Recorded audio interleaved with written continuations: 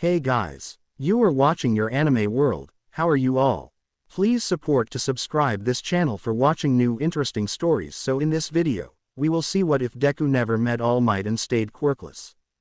Here is short summary. In this alternate universe of Boku no Hero Academia, Midoriya Izuku never received One for All Might never met Midoriya Izuku.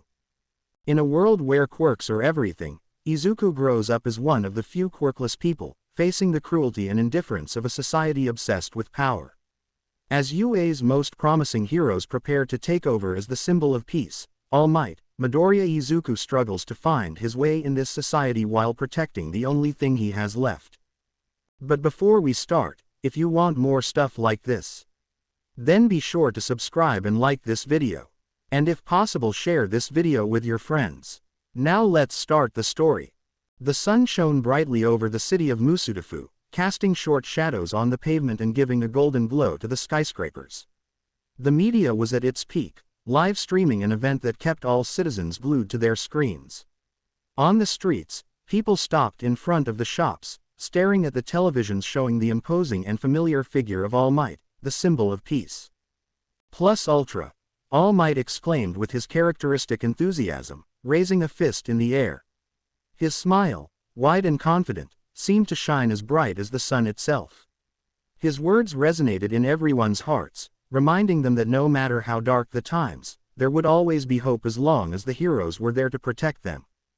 The camera moved, zooming closely into All Might's smiling face, before switching to images of the UA, the country's most prestigious hero academy. The facilities were resplendent with state-of-the-art technology, and students trained with dedication and fervor. The narrator talked about All Might's legacy and how the next generation of heroes was ready to follow in his footsteps. And here we have the future heroes who will carry the torch into a bright future, the narrator continued, while the camera focused on the Big Four, the four most promising students of the UA. Mirio Tagata was in front, his face full of determination. Known for his quirk permeation, which allowed him to pass through any solid object, he was one of the Academy's most outstanding students. His positive attitude and unwavering desire to help others had made him a natural leader among his peers. Next to him was Melissa Shield, a bright and strong young woman, whose quirk, known as Power, granted him exceptional strength, speed and endurance, similar to All Might's own. Despite the similarity to the peace symbol, Melissa had proven herself to be an elite heroine in training, overcoming challenges with determination and bravery. Her feats in combat and her imposing presence had already captured the attention of the public, who were beginning to see her as the legitimate successor of All Might. To Melissa's right, Nejire Hado smiled at the camera with infectious energy. His quirk wave motion allowed him to generate powerful waves of energy, granting him great versatility in combat. She was known for her insatiable curiosity and willingness to ask questions of everyone she met, which could sometimes baffle those unaccustomed to her outgoing nature. But behind her sweetness was a determined and fierce heroine. Finally, closing the group was Tamaki Imajiki, who was looking down, avoiding eye contact with the camera. His quirk manifest allowed him to manifest the physical characteristics of anything he ate, making him an incredibly adaptable and powerful combatant. Although his introverted personality made him seem less approachable than his peers, those who knew him knew that his dedication and skill were second to none. The narrator enthusiastically continued, "These four students have proven exceptional in both skills and character, and there is no doubt that they are destined to become renowned heroes. The future is in good hands." All Might was still on the screen, raising his fist and exclaiming energetically, "Plus ultra." His beaming smile was a symbol of hope for everyone around me. People stopped, staring at the store screens with admiration and confidence. For them, as long as All Might was present, the world would be safe. Always smiling, no matter the adversities, I watched as the images changed to show the next generation of heroes in the UA. The narrator enthusiastically introduced the Big Four: Mirio Tagata, Melissa Shield, Nejire Hado and Tamaki Imajiki. Each of them possessed what I had deeply craved as a child, a powerful quirk and the opportunity to be a recognized hero, like All Might. In a world where most are born with special abilities known as quirks, there are always exceptions. I discovered this the hard way at the tender age of 4, when the doctor diagnosed me as quirkless. Without extraordinary abilities or a spark of power to make me stand out, I became a living reminder that we don't all fit the mold set by society. An unjust society, where a person's worth is measured by the strength of their quirk. From that day on, I understood that my life would not be easy. It wasn't just the absence of a special ability that made me different, it was the way society viewed me, as if I was less than everyone else, as if my existence was meaningless without a power I could exhibit. While other children dreamed of becoming heroes and flying through the skies, I found myself dreaming of something much simpler, being accepted for who I am, not for what I could do. But in a world obsessed with strength and glory, being quirkless was almost a sentence of invisibility. It didn't matter how hard I worked, how smart I was, or how noble my heart was. For most, it would always be a zero to the left. Over the years, I witnessed people around me develop their quirks, how they blossom into their abilities while I remained stagnant, trapped in an ordinary body. School became a battlefield where mockery and contempt were my constant companion. And while I tried to hold my head high, the reality was that I felt like a shadow in a world of bright lights. I think I was too naive to realize that school never did anything to protect me from others. The professors and administrators seemed to be more interested in students with powerful quirks, those who could become the next great heroes, than in protecting someone like me. The rules seemed to be different for those who had talent. Their bullying was excused as games or training, while my complaints were ignored or minimized. Katsuki, with his explosive quirk and abrasive personality, became the leader of those who saw me as an easy target. Every day at school was a new torture, a new way he found to demonstrate his superiority. Their explosions not only burned my skin, but also slowly consumed my spirit. But worst of all was the silence of the others, those who looked away, who laughed nervously, or who simply did not care. This society is full of false heroes, he used to say in a grave tone, heroes who only seek fame, money, and recognition. They put on their capes not out of a genuine desire to help, but out of a need to be admired, to be seen as superior. And in their quest for glory, they forget the most important thing, the people. True heroes protect, care for, and fight for others, regardless of the rewards. Remembering those words made me feel a mixture of frustration and sadness. I realized that, in many ways, my school was a reflection of that same society that my teacher despised. Students with powerful quirks were treated as future heroes, while those who didn't fit that vision were ignored, marginalized, or, in my case, attacked. Like that guy, with his need to prove his superiority, was the embodiment of what my teacher described. He saw himself as a future hero, someone destined to be admired and feared. But, in his quest for power and recognition, what differentiated him from those false heroes who only sought glory? Have you ever thought about what it really meant to be a hero? I soon calmed down, remembering what he had always promised me, not to let resentment consume me. Although the pain and frustration were present, I knew that letting myself be carried away by those feelings would not make me a better person, let alone a hero. A hero, as my teacher had taught me, had to remain calm, act justly and, above all, not be carried away by hatred or the desire for revenge. I took a deep breath, trying to dispel the resentment that had built up in my chest. I didn't want to be like those who had hurt me, I didn't want their cruelty to define who I was. He knew that true strength did not lie in the ability to cause harm, but in the ability to endure it without losing one's essence. That's not how a hero behaves, I said to myself, repeating those words like a mantra, a constant reminder of the person I aspired to be. As I walked to my shelter, the city lights began to go out, one by one, plunging the streets into a silent gloom.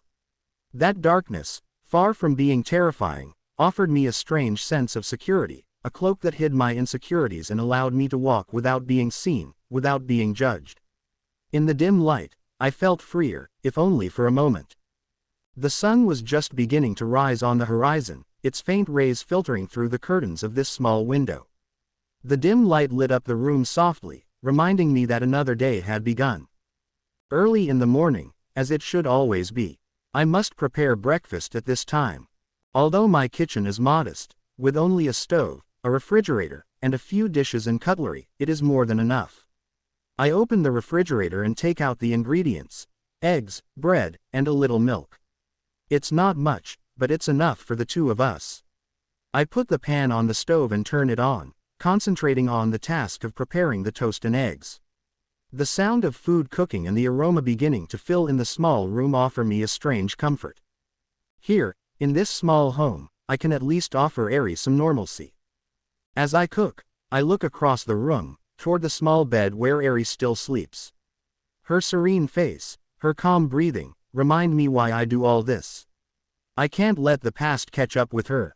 I can't let the darkness of my life touch theirs. She deserves better, something more than the life I've ever had.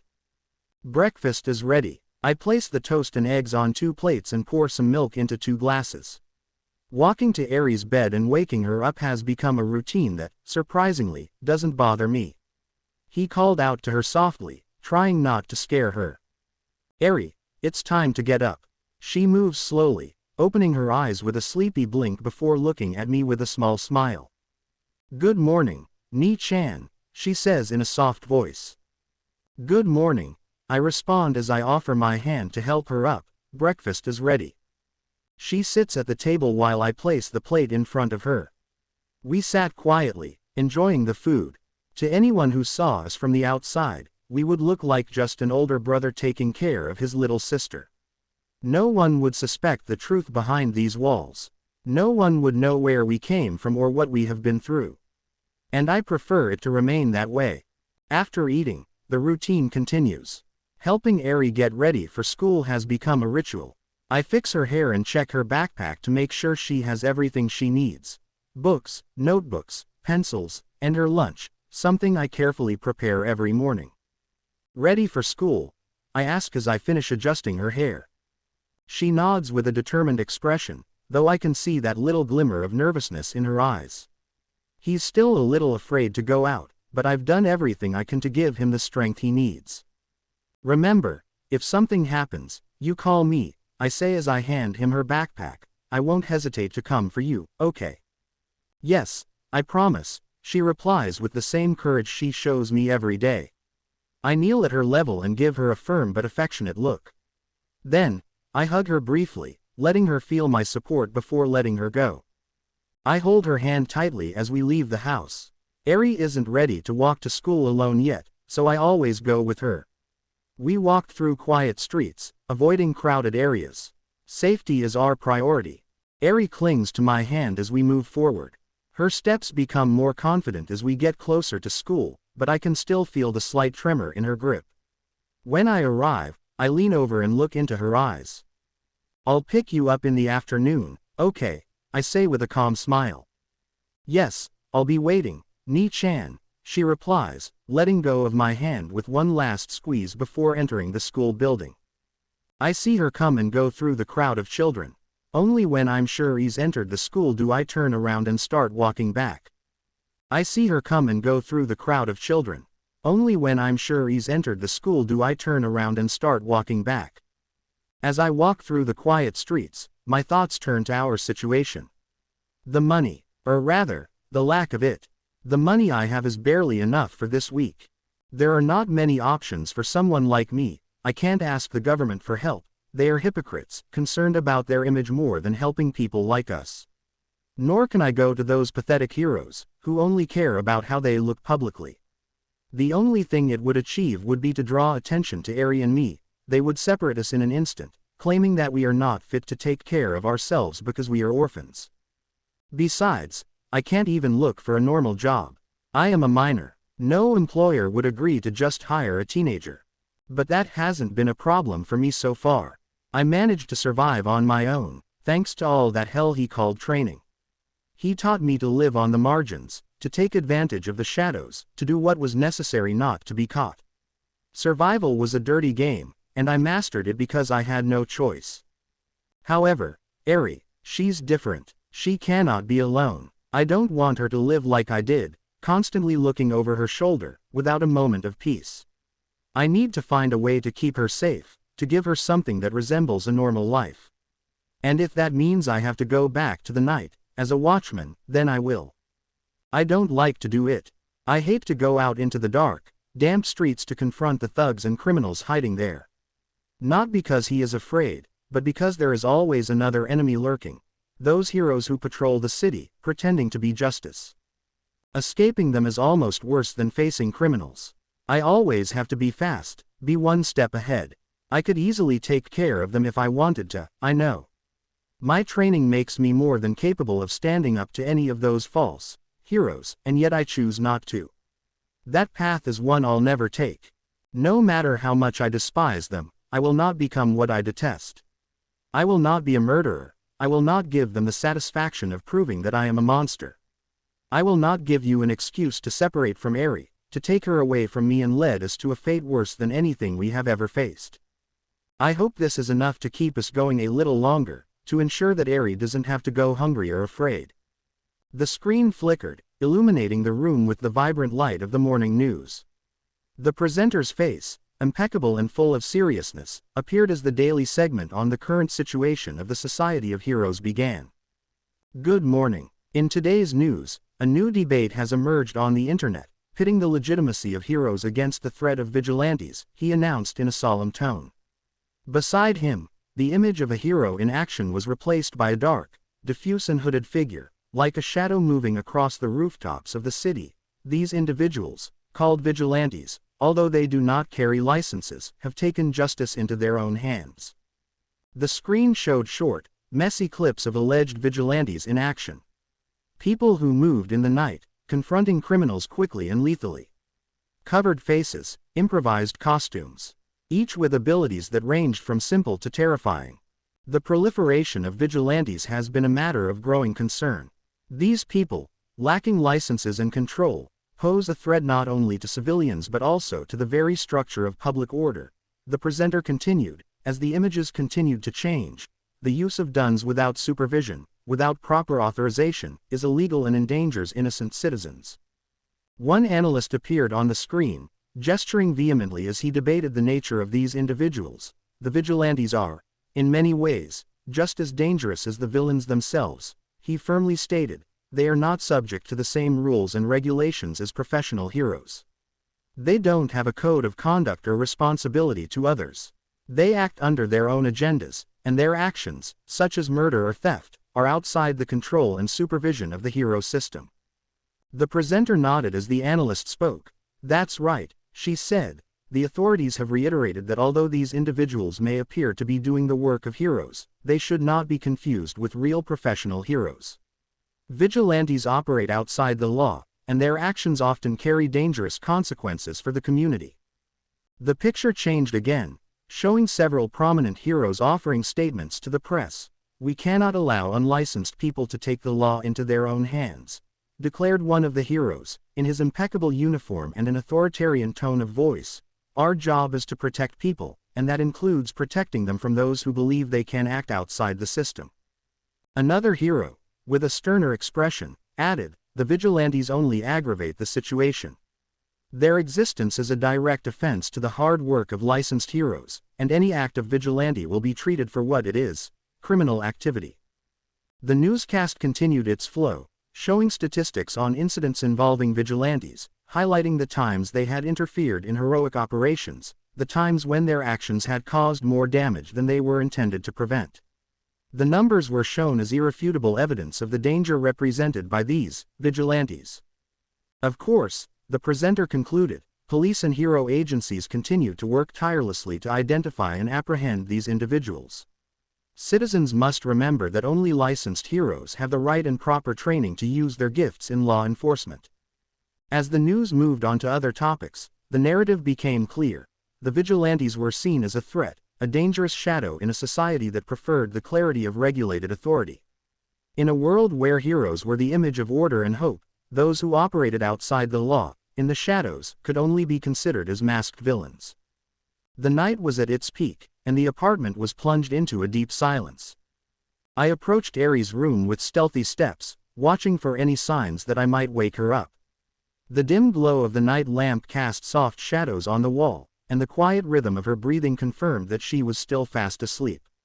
I watched her small, relaxed, carefree face for a few more moments, feeling a mixture of relief and determination. With one last look to make sure I was okay, I moved into the other room. Opening the door, the gloom of the room revealed what he had been secretly preparing for so long.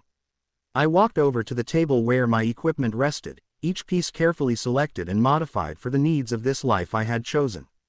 I took the swords first. I took the edge off them so they wouldn't be able to cut. They were impact instruments, designed to break bones and neutralize threats without crossing the irreversible line of death. Then, I grabbed the metal muzzle. I had made it out of scrap metal, a product of my ingenuity and necessity. Not only would it hide my face, but it would also distort my voice, turning it into a cold, distant echo. I examined it under the dim light, checking the straps and adjustments, and set it aside for now. My next target was the armored vest. Made from materials he had gathered over the years, it was sturdy and lightweight, able to withstand slashes and conceal small sharp weapons. I made sure all the compartments were full: knives, bandages, tools. Everything I need to face any situation I might find myself in. The green hooded jacket hung in the corner of the room. It had been my symbol in another time, when hope impelled me to move forward. Now, it was my camouflage, a worn garment that allowed me to disappear into the darkness. I pulled out my safety goggles and iron-toed boots, essentials for nighttime raids, and slowly got dressed, feeling each piece transform me. I stood in front of the mirror, watching my reflection. He was no longer the same boy. Now, with the hood in place and the muzzle covering my face, I was a shadow, a watchman. The man looking out of the mirror was not the one who took care of Eri during the day, but a figure shrouded in mystery and determination. If I had a name, I'd be called Green. This was the name I had given myself, the name of a guardian in the gloom, a representation of the hope I once had, now transformed into the strength I needed to protect those I loved. With one last look at my reflection, I adjusted the hood and prepared to go outside. The night awaited me, and with it, the task of keeping the fragile balance of my and Eri's lives safe.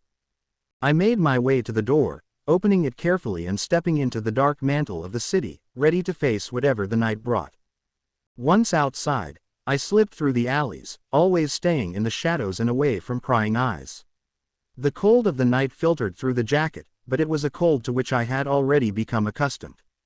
The darkest and most forgotten places in the city had become my domain, but tonight, it seemed that nothing relevant was crossing my path. The alleys were eerily quiet. Not even the usual thugs seemed to be around tonight. My senses were alert, looking for any signs of activity, but I couldn't be reckless. In my situation, getting into bigger trouble than I could handle was not only reckless, but suicidal. It was one thing to surprise some gang members and take away their loot, it is quite another to face a threat that could kill me. I remembered the last time I'd had to turn to thugs for some money. It had worked, yes, but the reward was meager. But I had been left with enough to survive for a few days, but not enough to secure the next month. And now, with Eri, the pressure was even greater. He could not continue to depend on luck or small street skirmishes. I needed a plan, something more consistent. My thoughts led me to reconsider the idea of robbing a store. A quick hit, enough to get some cash. But the last time I tried, everything went wrong. I was overconfident, mistimed the response time of the heroes and had barely managed to escape from them, which I detested. I couldn't afford to draw attention to myself again. Damn it, I sighed, pausing for a moment in a dark corner, gritting my teeth in frustration. Life was difficult for any teenager, but it was even harder for someone like me. I was 15 years old, without a family to support me, with a disability that the whole world considered a fundamental failure, such as not having a special gift, without the kind of power that 95% of the population had. The doors closed before I could even get close. As I made my way through the alleys, my thoughts circled around the same old frustrations. Trying to get a job was almost a joke. No one wanted to hire a 15-year-old boy, with no experience, no confidence-inspiring track record. My situation only got more complicated with Eri in my charge. Feed it, take care of it, keep it safe. It was an enormous responsibility, a burden that I had not sought but that I had accepted the day I found it. That night that saved her from those thugs without hesitation, he had put them in place to protect her. And that night, when I had taken her with me, she had promised me that she would do whatever it took to make sure she was safe. Such a promise weighed more heavily than anything else in my life.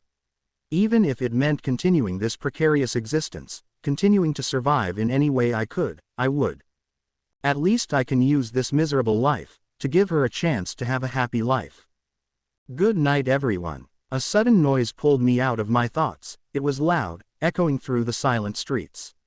I looked around, alerted, until I identified the source of the sound, a huge screen mounted in a nearby building, one of those electronic advertisements that always showed news or propaganda of heroes. The glow lit up the alley where I stood, forcing me to squint.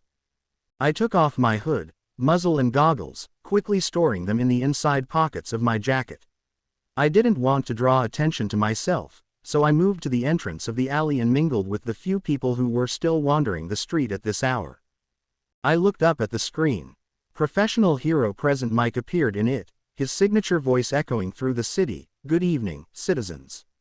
Tomorrow is the big day.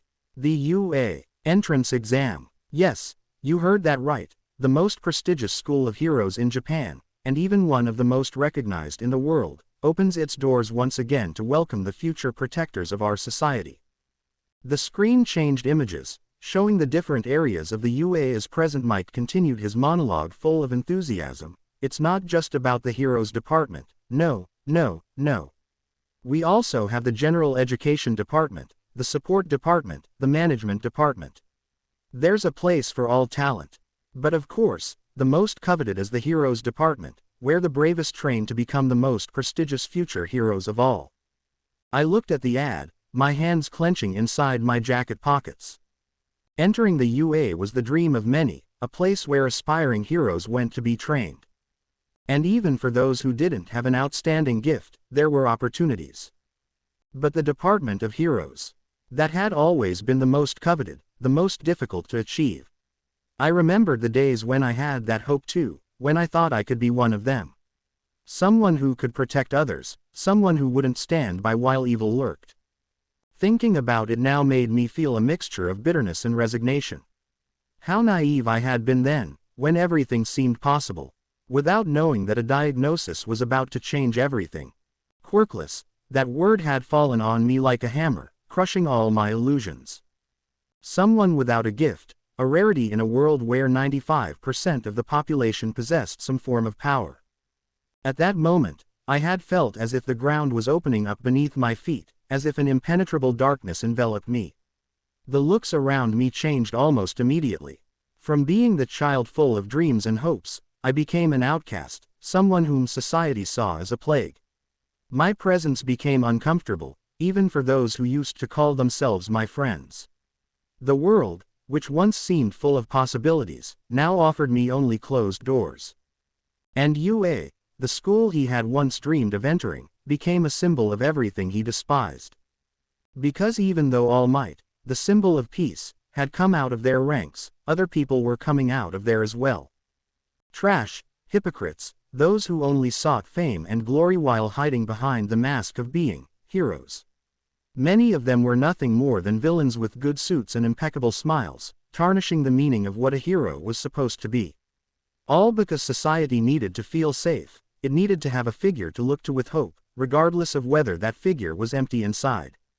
And what about those who didn't have a gift? What about the ordinary people who risked their lives every day? The policemen who faced danger without powers, the firefighters who threw themselves into burning buildings without thinking of themselves, the soldiers who had fought and shed their blood for the country in wars that most preferred to forget. They were not called heroes. No, only those who bore the label of professional hero, those who made the population feel safe, were considered important. Society needed them to maintain an illusion of peace. The rest were simply shadows, disposable.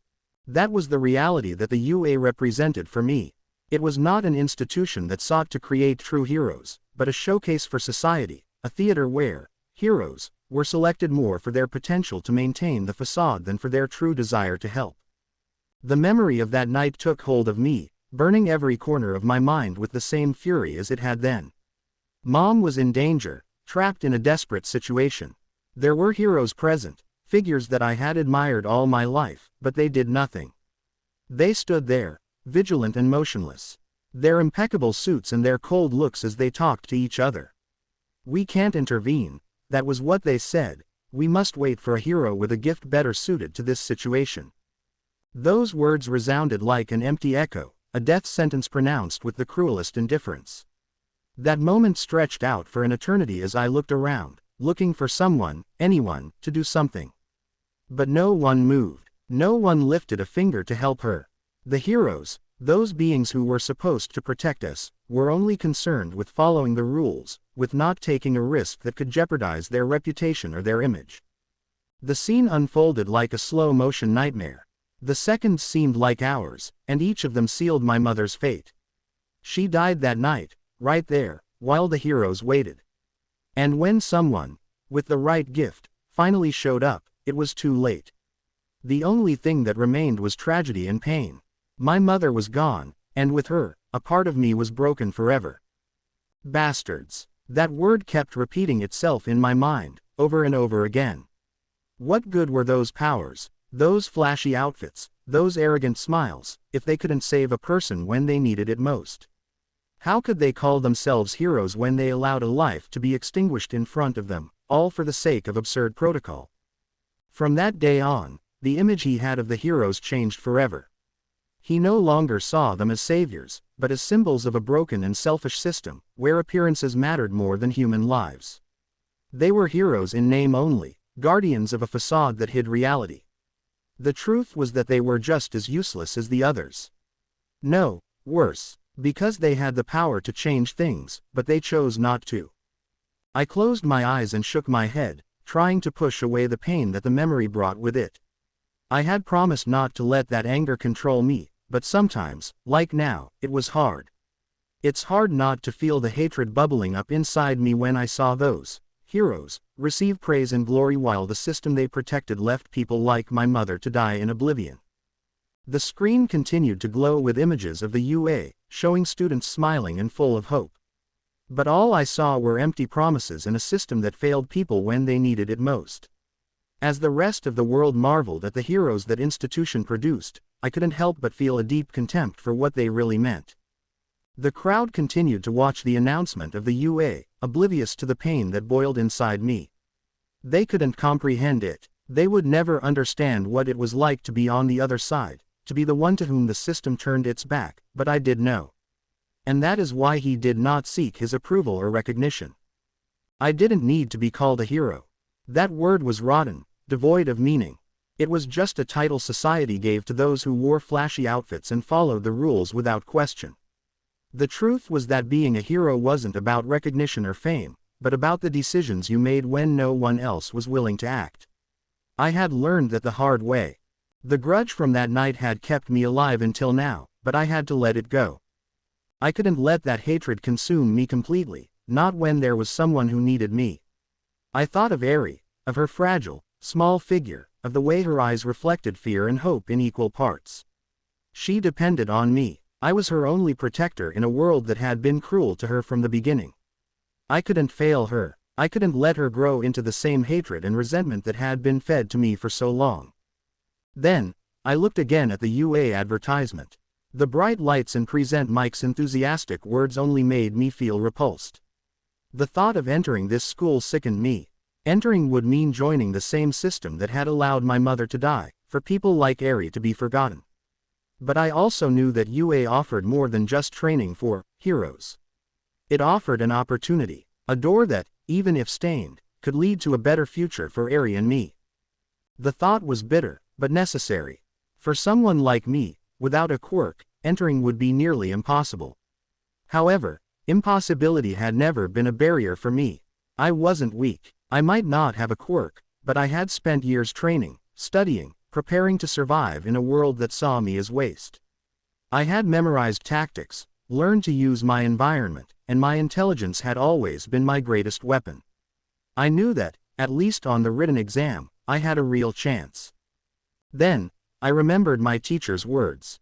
His voice echoed in my mind, an anchor that kept me grounded when doubts threatened to overwhelm me. "You don't need to prove anything," he had said. "You are already a true hero."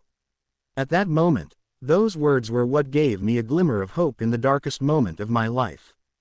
Eri had already been through many dark times in her life, which gave me the clarity I needed. I had to do it for her. I had to try, even if it meant swallowing my pride and my hatred. Because if getting into UA meant I could give Eri a better life, then I had no other choice. UA represented everything I despised, but it could also be the key to Eri having a future. And even though I hated the idea of being part of that group of heroes, I also knew that sometimes one had to walk down dark paths to find the light. I wasn't going to join them to be one of them. I wasn't going to blindly follow their rules or adopt their empty ideals. I was going for Eri, for her smile, for the hope of a tomorrow where she didn't have to fear. I looked out at the horizon, towards the direction of UA, and I knew I had made a decision. Tomorrow I would go to the exam. I would present myself as one of them, but I wouldn't do it to become a hero, like them. I would do it to protect the one I cared about most. Because that was what it meant to be a true hero, no matter how the world defined it. With a sigh, I put my hood, muzzle, and glasses back on. I had a lot to prepare for tomorrow. I knew the road wouldn't be easy, but it never had been. And if entering UA was what I had to do to give Eri the life I never had, then I would step into that darkness once again. Not for me, but for her. I turned, disappearing into the shadows of the alleys. Tomorrow would be a new day, one that would mark the beginning of a new path, no matter how twisted it was. I wake up before dawn to the sound of that alarm clock with a soft echo in the small room, but enough to break the fragile bubble of tranquility that the night offered. Once sitting in bed, I look out the window at the city that is just beginning to wake up. My eyes are a little tired, but my mind is a whirlwind of thoughts. Today is the entrance exam for UA, the school that represents everything I hate, but it is also my chance to give Eri a better life. Quietly, I get up and head to the bathroom to freshen up. I find my own reflection in the mirror. A young face, hardened by circumstances, with eyes that have seen too much for someone my age. I think about everything that has led me to this moment, from the loss of my mother to the promise I made to Eri. Today will be different, I tell myself silently, as if I needed to convince myself. I dress in simple clothes, something comfortable for the exam, and head to the kitchen. With automatic movements, I prepare breakfast. The smell of toast and scrambled eggs fills the small apartment. It's a simple meal, but I make sure Eri always has something nutritious before starting her day. I know she's still asleep, so I leave everything ready on the table and walk to her room. I carefully open the door, letting in just a ray of light. Eri is wrapped in blankets, her hair disheveled, her expression peaceful. I walk over to the bed and crouch down to be at her level. Eri, it's time to wake up, I whisper softly. She opens her eyes slowly, blinking as she stretches. Good morning, Ni-chan, she murmurs in a sleepy voice. Good morning, I answer with a smile that I can't help. I sit on the bed next to her. I made you breakfast. Since you don't have school today, I'd like you to finish your homework before watching TV, while I'm gone. Okay. Eri nods, still half asleep, as she slowly sits up in bed. She rubs her eyes with her small hands and looks at me with an expression that reminds me how fragile her world is. Will you come back? She asks quietly. There's a mix of concern and curiosity in her tone, a spark of understanding that shouldn't be in the eyes of a girl so young. Yes, of course I will, I tell him, trying to keep my voice firm and calm. I just have a test I have to pass. A test?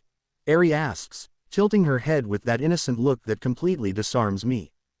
Yeah, I answer softly, trying not to burden my words with the weight of everything they really mean. It's for something important. Eri watches me silently for a moment, as if trying to understand something deeper behind what I'm saying.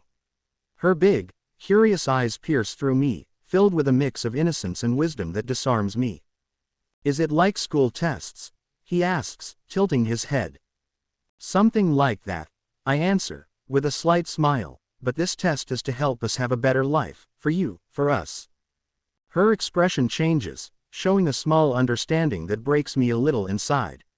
She knows something important is at stake, even if she can't quite figure out what it is. So, if you pass it, we'll be better off. His voice is full of hope. I nod, crouching down to her level so I can look her directly in the eyes. That's what I hope, I tell him sincerely, but no matter what happens, I will always be here for you. Eri gives me a small smile, and that simple gesture is enough to remind me why I'm doing all this. You are very brave, Eri, I tell him, stroking his disheveled hair, and whatever happens today, I promise you that things will get better. She looks at me with those innocent eyes, and for a moment I feel invincible, like anything is possible as long as she's waiting for me. Well then, good luck, he says enthusiastically, and his energy makes me laugh a little. I slowly get out of bed and stretch a little, letting out a sigh before heading towards the kitchen. As the aroma of the breakfast I made for Eri fills the small house, I can't help but feel the pressure in my chest. Today is a decisive day, not only because of what UA stands for, but because I need this chance to give Eri the life she deserves. I set the plate of breakfast on the table and make sure everything is ready for when she comes down. Meanwhile, my thoughts return to the exam. UA is the symbol of everything I hate about modern heroes. Fake idols who care more about their image and fame than doing the right thing. But what choice do I have? If I want to improve our situation, I must take every opportunity, even if it means facing the thing I hate the most. Everything is ready now, I tell Eri as she comes down the stairs with a shy smile. Eat calmly and don't forget your homework. I know, he answers, rolling his eyes with a smile, as he sits at the table. I watch her for a moment, trying to memorize every detail. Today could be a turning point for us. I need it to be. Well, I'm leaving, I say finally, as I approach the door. Eri looks at me from the table, her eyes filled with a mix of farewell and encouragement. Good luck, Ni-chan, he shouts from his chair. Thank you, Eri, I answer with a smile. See you later. With that said, I grab everything I need, open the door, and step out into the outside world. The morning air is cool, and as I walk towards UA, I can't help but think about how things have changed since she came into my life. I'm no longer the same boy who once dreamed of being a hero admired by all. Now, I'm someone who fights for a much more important reason, my sister. This exam is just the first step. The morning news resonated in homes across Japan, a familiar echo in the daily routine. The news, as always, focused on heroes, and this time, on the country's most prominent schools. The screen showed images of the imposing UA, with its towers and training grounds, followed by glowing comments about its prestige and legacy. The host, with an enthusiastic voice, opened the topic. Today, in our special segment, we return to discuss the eternal comparison between the major hero schools, UA, Shiketsu, Ketsubutsu, and other institutions that have also made great contributions to the world of heroes. However, UA still stands out above the rest. On screen, images of outstanding students began to appear. Tagata Mirio, known as Lemillion, and Melissa Shield, the prodigious exchange student who, in addition to being the creator of several support inventions for heroes, combined her genius with an incredible quirk, power, which had placed her among the best at UA. Along with them, other young people who had already captured the public's attention were shown. The panelists debated enthusiastically, trying to predict who might be the next big star in the world of heroes and which schools offered the best opportunities to train the future protectors of society. It is undeniable that UA has been home to iconic figures, from All Might to the youngest heroes already active. The quality of their teaching and their innovative programs undoubtedly put them at the forefront, one of the analysts said, while highlighting the academy's comparative advantages over its rivals.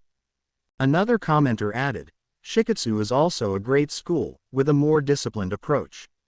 But when it comes to renown and shaping future symbols of peace, UA has an advantage that cannot be ignored.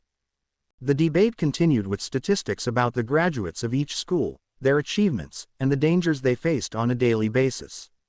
However, time and again, the conversation came back to the same thing. UA was presented as the pinnacle of heroic education, the place where great heroes are born who are charged with protecting society. With entrance exams just around the corner, UA is expected to continue attracting the most promising students from across the country, remaining the top choice for those who want to become true heroes, the presenter concluded before moving on to the next segment. The glitz and pomp of the UA was evident, and society continued to revere those who passed through its doors. For most, there was no doubt, the UA was the dream destination for any aspiring hero. But while television offered an almost utopian perspective, off-screen, the reality of that world was far more complicated than it seemed. As I walk towards the entrance of UA, my thoughts inevitably drift. The place is as imposing as I remembered, but now the opulence and prestige I once admired disgusts me. This is the nest of false heroes, those who hide behind perfect smiles and empty speeches, while ignoring the true suffering of others. However, I have no choice but to be a part of this. I need to pass this test, for Eri, just for her. I reach the doors, and as I cross them, a feeling of repulsion runs through my body, but I continue forward, with my fists clenched. Remembering the reason why I'm doing this, remembering the only reason that drives me to do something like this, Eri. It's not about glory or recognition, much less about becoming the #1 hero, as I dreamed of in the past. That dream died a long time ago. Now, the only thing that matters is ensuring a better life for him, away from all this circus of false promises. The hustle and bustle around me grows as I approach the entrance area. Applicants with eager and excited faces line up, some exchanging words of encouragement and others focused on themselves, reviewing what seems to be their golden opportunity. All of them with the same hope of becoming heroes. But for me, this is not an opportunity, it is an obligation. There is no room for mistakes, no second chances. What is at stake is much more than a title or prestige. This is about the only person in the world I care about. When I finally stop in front of the entrance, I exhale slowly, trying to clear my mind of the disgust I feel. Here I am, at the heart of everything I ever despised, at the base of heroes who failed again and again. Despite this, I walk through the doors, knowing that each step brings me closer to what I truly need, the power and stability to protect her. My heart is beating hard, but not with emotion. It's rage, a contained fury that I've learned to tame over the years. Many of the heroes who passed through here left innocent people to their fate by depending on others. My heart is pounding, but not with emotion. It's rage, a suppressed fury that I've learned to tame over the years. Many of the heroes who passed through here, those who are now celebrated, left the innocent to their fate, always depending on others to clean up the mess they themselves created or ignored. That helplessness, that hypocrisy, is what boils inside me. I've barely taken a few steps when a familiar figure appears in my field of vision. Katsuki Bakugo, who I haven't seen in 3 years. He's standing there, with that same arrogant attitude, surrounded by a few applicants. My body automatically tenses, but I don't stop. I ignore him and continue walking, although the memory of everything he did to me is still burning in my mind. I feel a pang of annoyance, but I force myself to focus. He doesn't matter, I repeat myself. Today is not about him or what happened in the past. Today is about Eri's future. Lost in my thoughts, I realize I've strayed from the path. Looking around, I notice that I am far from the testing room. Damn, I didn't even notice because I was so distracted. Hello. That's when I hear a voice behind me, soft but curious. I turn slowly and see a girl with blonde hair, tied in a ponytail, wearing a UA uniform. Her expression is friendly, although her gaze shows slight concern. I remember seeing her somewhere. Are you a contender? Did you get lost? The sudden questions throw me off a bit. Her positive attitude contrasts with my mental state, and I'm not sure how to respond. Yes, I am trying to find the place where they will give the entrance exam, I say finally, trying to sound more confident than I feel. She nods with a wide smile, her eyes shining with enthusiasm. Perfect, I'm on my way there too. I'm Melissa Shield, Jr., nice to meet you. He introduces himself with contagious energy, extending his hand. Midoriya Izuku, I reply, shaking his hand and noticing the firmness of his grip. Nice to meet you, Midoriya. Are you planning to participate in the Hero Course entrance exam? He asks, his tone cheerful and full of enthusiasm. Yes, I hope so. I say, trying to keep my voice steady, but I feel it cracking a little. Her energy seems to be brimming over, contrasting with my more reserved nature. While she smiles and gestures enthusiastically, I can barely help but cross my arms, feeling a little uncomfortable. Great. It's a great opportunity. Everyone is usually a bit nervous, but it's part of the experience, he says, trying to calm me down with his joy. I see, I reply, trying to sound more interested than I actually feel. The truth is that his energy, although contagious, makes me feel even more out of place. Let's go. I'll take you to the test site. We still have time, Melissa says, smiling widely as she begins to walk at a brisk pace. Without much thought, I follow her, feeling a bit like a fish out of water. Her enthusiasm is contagious, and though I struggle to keep up, I find myself watching her face light up as she talks about how exciting the exam is. I hope this year's candidates will show great feats. There is always such a vibrant atmosphere at these exams, don't you think? He says, turning to me with a radiant smile. Yes, I guess so, I reply, feeling like my voice sounds dull compared to his enthusiasm. I don't know if I can really see the positive side, but his attitude makes me wish I could feel something similar. Now that I notice, you carry 2 swords on your back. That, combined with that vest, makes you look quite like a ninja. Does your quirk require swords? Melissa asks, her curiosity shining in her eyes. I'm a little surprised by his remark. Not exactly, I mutter, feeling like my words fall short. It's some equipment I decided to bring to face the test, since there was no restriction. That makes sense. Sometimes what seems simple can make all the difference at the right time, Melissa exclaims, smiling with that contagious energy. Everyone has their own way of preparing.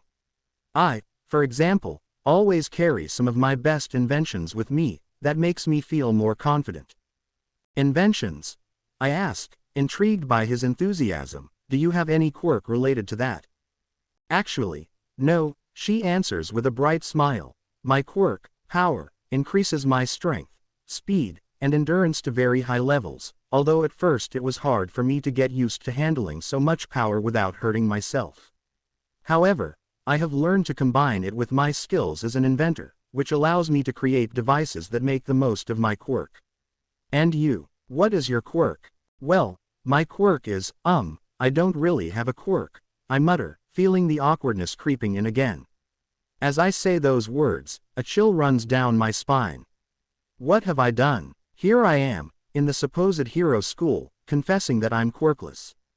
I was expecting exaggerated reactions, disdain or disbelief, but to my surprise, Melissa doesn't seem fazed.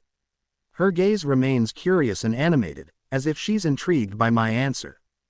You're a quirkless too, then, he asks, his tone light and non-judgmental. Also, I reply, confused by his reaction and question. Oh, no, sorry, I'm just a little surprised. So, I take it from the musculature of your arms that you've been training hard to strengthen your body, right? I nod, though remembering all that hellish training isn't so nice. But that's information I'll keep to myself. She smiles, her face lighting up. It's great, it looks like you've worked really hard to keep up. You should be proud, Midoriya. Clear, I answer, although I still feel a little distant in the face of his positive attitude. The truth is that I'm not used to this kind of support. It's strange, even a little uncomfortable. No, Melissa continues, sometimes even those without a quirk can make a difference. Everyone has their own path, and yours is just as valid as anyone else's. That thought makes me think. Somehow, I feel like she's trying to inspire something in me. I guess you're right, I mutter, trying not to extend the conversation any longer than necessary. Melissa was about to say something, but we had already arrived at the test site. The atmosphere is electric, full of nervousness and determination. Melissa stops and turns to me, a bright smile on her face. Well, here we are. I wish you the best of luck, Midoriya. I'm sure you'll do great. Thank you, I reply, feeling a strange mix of gratitude and anxiety. As she walks away, I can't help but think about how strange those moments were. But I had to put those thoughts aside, and enter the place. After all, that wasn't so important. I just hope the teacher in charge isn't an idiot. In another segment of the newscast, the tone turns somber as the topic of those abandoned by God, the Quirkless is addressed. The commentators discuss the disturbing reality of those born without a quirk in a world where powers are the norm. Quirkless people represent a strange and often tragic phenomenon. A panelist begins, his voice heavy with gravity. They are people who, for whatever reason, have been stripped of the chance to shine, leaving them in a constant struggle to find their place in a society that rejects them. One commentator adds, "It is crucial that we do not forget these individuals. They are often marginalized and abandoned, considered less than others.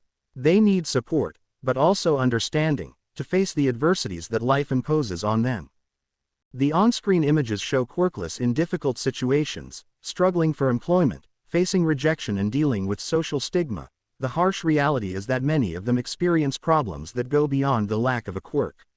Their daily struggle is a reminder of what it means to be vulnerable in a world that idolizes strength, says one of the analysts.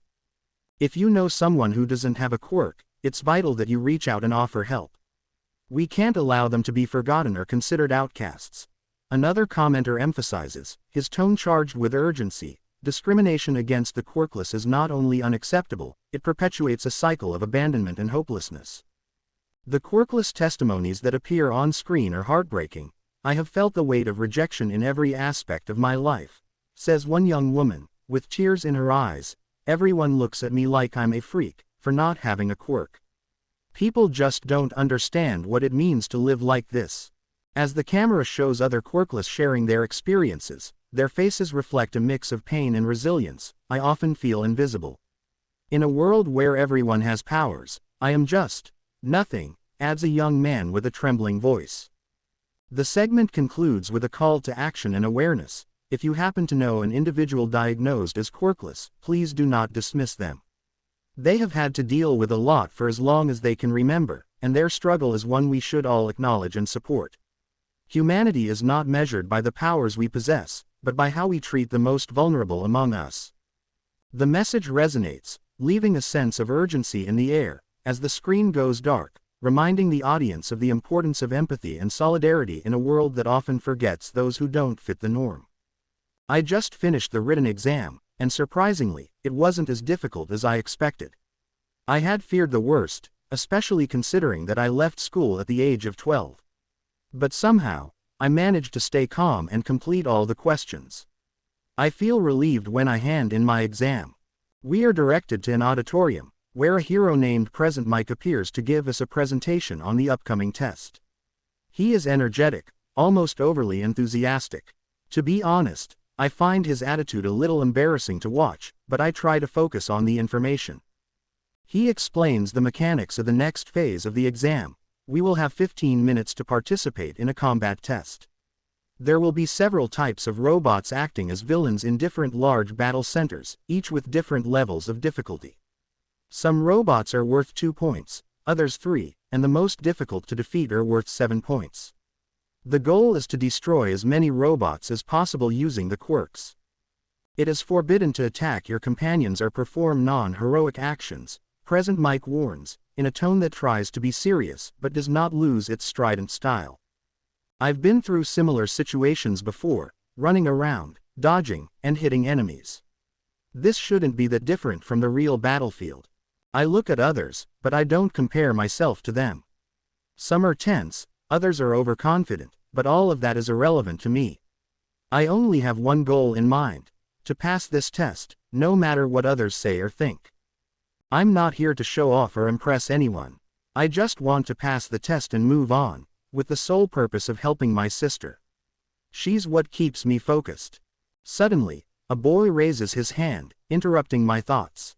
Present Mike gives him the floor, and the tall, bespectacled participant with an authoritative, almost sergeant-like attitude says, "In the printout we received, there were 4 types of enemies. But only 3 were mentioned here. Did the O make a mistake?"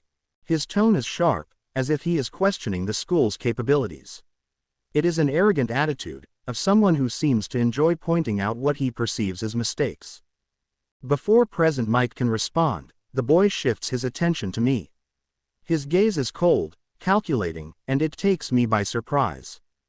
"And you, with those swords, you better know how to use them, because if not, you're just going to hurt someone with them," he says with disdain, as if his words had the power to destabilize me. I look at him for a moment, but I don't give him the pleasure of answering. I hear murmurs around me, but I ignore them completely. I don't have to justify my preparation to someone like that. My mind remains firm on what really matters, passing this test and moving forward, all to fulfill my goal and protect my sister. Present Mike, sensing the tension, chimes in with his brisk, yet somewhat more serious tone. Hey, kid, relax. That extra robot you're referring to is worth 0 points. It's just a giant obstacle in the way. If you run into one, you better avoid it. Don't obsess over it, it won't give you anything. The boy seems satisfied with the answer and, after nodding, sits down. The atmosphere in the auditorium calms down a bit, but I keep my concentration intact. The test is about to begin, and nothing else matters. Before we begin, Present Mike, in his signature style, exclaims, and as a final quirk, I will share with you our school motto. However, his words fade from my mind as I dive into my own strategy. I think about how I will approach the test. With robots from different points in play, I need to be clever. I can't let obstacles stop me or be distracted by interactions with other participants. My priority is to destroy those enemies that are worth the most points, and I must use my swords and energy efficiently. Should I attack in groups or seek out stronger enemies? Perhaps it would be best to assess the situation once we reach the battle stage. My mind runs through each option, considering the risk and reward. I need to make sure I'm quick and decisive, so I can get enough points to enter this school. Every point counts, not just for me, but also to ensure a better future for Eri. Remember, I'm not here for me, who cares about me, I'm here for her. This test is one more step towards the protection I've always wanted to offer her. I close my eyes for a moment, taking a deep breath to calm my thoughts. Good. Present Mike finishes speaking and informs us that we must use the card we obtained to follow our designated number. That card will lead us to a bus that will take us to the battle center. Good luck, he says, in his characteristic tone. Without hesitation, I follow the instructions. I head to the bus, my heart pounding, not from nerves, but from the anticipation of what is to come. This is just the beginning of what I will do for Eri. I am ready to face any challenge. The newscast begins with a vibrant image of the UA, accompanied by exciting music. The presenter, with a big smile, highlights, the UA is considered the best school for heroes in the country, a place where the future saviors of our society are trained with rigor and dedication. The images change to scenes of students training, using their powers in simulated situations. However, entering this prestigious center is no easy feat. Out of 1,000 participants, only 40 lucky ones manage to secure their place in the hero course, while many others are redirected to other departments, such as general studies or management. The presenter continues, highlighting the fierce competition and arduous selection process that takes place each year. UA is not only looking for extraordinary abilities, but also determination and courage. Candidates face challenges that test not only their quirks, but also their ability to work in a team and make decisions under pressure. A chart shows statistics from the previous year, revealing how many students had to settle for less than the hero course. For many, it is a path fraught with sacrifice and disappointment, but the chance to become a hero inspires young people across the country to keep going, no matter what difficulties they may face. The segment concludes with a call to the community. Let us take this opportunity to support our young dreamers in their quest to become heroes, as each one of them could be the next savior we need. After quickly changing and boarding the bus, the journey feels like an eternity. When we finally arrive at the battle center, I realize that it looks more like a miniature city than a simple training ground. The large gate that stands before me has an imposing air, as if I am about to enter a world where everything revolves around the test of heroism. Looking around, I notice that most of the participants don't seem nervous. Some even look confident, with support equipment that complements their quirks. One of them, a blonde boy, wears a belt on his hip that highlights his confident look. I can't help but think that they think they're invincible just because of their quirks. I remember a boy I knew in the past, someone who was convinced he was the best simply because he had a great quirk. The memory brings back a deep disdain. Frustration and disgust for these false heroes resurfaces in me, making my chest tighten. If only they knew what it really means to be a hero, I mutter to myself, thinking of my master. I'm sure he would be furious to know that I'm here, in this nest of hypocritical heroes. As I approach the door, looking for a small space to move once it opens, I feel a hand on my shoulder. Turning around, I am met by the same tall guy as before, with glasses and an attitude reminiscent of a drill sergeant. "Don't go near that girl," he warns me, pointing at one of the participants who is trying to concentrate. His tone is authoritative, as if he has some right to dictate how I should behave. Without thinking, I abruptly remove his hand from my shoulder. "What do you care?" I reply, anger bubbling up inside me. I have no patience for this kind of nonsense, not now, not when I have something much more important on my mind. Around me, I hear some murmurs, as a fight going to start. "That guy is crazy, he's going to be disqualified for sure," some say, as if they were already betting on my downfall. I ignore his words and try to stay focused. As I watch the boy with glasses, I notice the motors on his legs, and a fleeting memory flashes through my mind, a similar hero, fast and disciplined. Suddenly, Present Mike's shrill voice booms through the area. "Begin." Don't expect a countdown on the battle royales. The doors burst open, revealing chaos beyond, a city filled with obstacles and gigantic robots, all ready to attack us. The metallic roar of the machines and the screams of the challengers charging towards the field fill the air. Without wasting a second, I charge forward with determination. I run at full speed, feeling the wind in my face as I dodge other participants who are barely reacting. I hear someone mutter something about looking like a ninja with that speed and the swords on my back, but I don't give it any thought. My focus is on what's in front of me. A two-pointed robot suddenly appears in my path, its red eyes glowing as it rapidly approaches. "Elimination in progress. I will exterminate you," it says in a robotic voice, as it raises one of its arms to attack.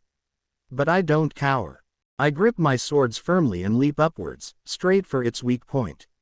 With a well-aimed blow to its head, the machine shakes violently and then lies still. A metallic sound of its pieces falling to the ground marks the end of its threat. As I put the swords away for a moment, I am thankful that they are working as expected. Although they are dull, they are strong enough to deliver devastating blows to the robot's key points. I cannot afford any distractions. I press on. I'm running down the street when, in the distance, I notice another participant. He's frozen, his eyes filled with terror as a robot rapidly approaches him, its huge arms ready to attack him. The boy seems unable to move, completely overcome by fear. "Tisk," I mutter again, frustrated by the lack of preparation of some. Without hesitation, I speed towards the robot threatening the boy. In a quick movement, I jump and with both swords I hit the robot's head, destroying it instantly. The metallic sound of its body collapsing resonates in the air. I look at the boy, who is still paralyzed by fear. "If you are so scared of situations like this, you better back off," I say, my tone cold. I don't expect an answer. I've already done what needs to be done. I continue on my way, encountering another robot advancing rapidly towards me. Without missing a beat, I destroy it in the same way, attacking its weak point on the head. I run into another one and repeat the strategy, crushing the enemy with precision. As I continue to move forward, a thought crosses my mind. Maybe I should scan the surroundings better for more robots. I look up and notice that some buildings have accessible roofs. Going up there might give me an advantage, though it seems like a challenge. But the hellish training I've endured has prepared me for situations like this. Just then, Present Mike's voice booms through the air. 10 minutes left. I pause for a second, realizing that 5 minutes have already passed. I can't afford to slow down. I must hurry, I think, clenching my fists around my swords, ready to face whatever comes next. I decide it's time to take a risk. With a nimble leap, I find the edge of a nearby building and propel myself upwards, using my swords to grab a firm surface and gain a foothold. The view from above will allow me to better plan my moves and find those robots. Once on the roof, I look around, scanning the area for enemies. From this height, I can see past the clutter on the ground, spotting several robots on the move. Perfect. I mutter to myself, and with a new sense of urgency, I prepare to leap from building to building, looking to maximize my efficiency and score points quickly. With a determined push, I jump to the next roof, landing softly. From here, I have a clear view of a group of 3 and 5-point robots, clustered near a building on the corner of the street. If I can attack them from above, it will be an advantage, I think. Without wasting any time, I move with agility, jumping from one roof to another until I'm positioned above them. I feel the adrenaline rush through me as I prepare to attack. Now, I shout in my mind, launching myself downwards with my swords raised. Upon impact, I stab my swords into the highest value robot, aiming for its head again. The impact is devastating, and the robot disintegrates with a metallic crunch. I quickly get up, ready to face the rest. The other robots turn to me, alerted by the noise, but I am prepared. I use the quick movement of my swords to attack the remaining enemies, jumping between them and making sure to land accurate hits. Concentration is crucial. Every second counts. I can't let them catch me, I remind myself as I move. Just as I take down the last of that group, Present Mike's voice rings out again. 5 minutes left.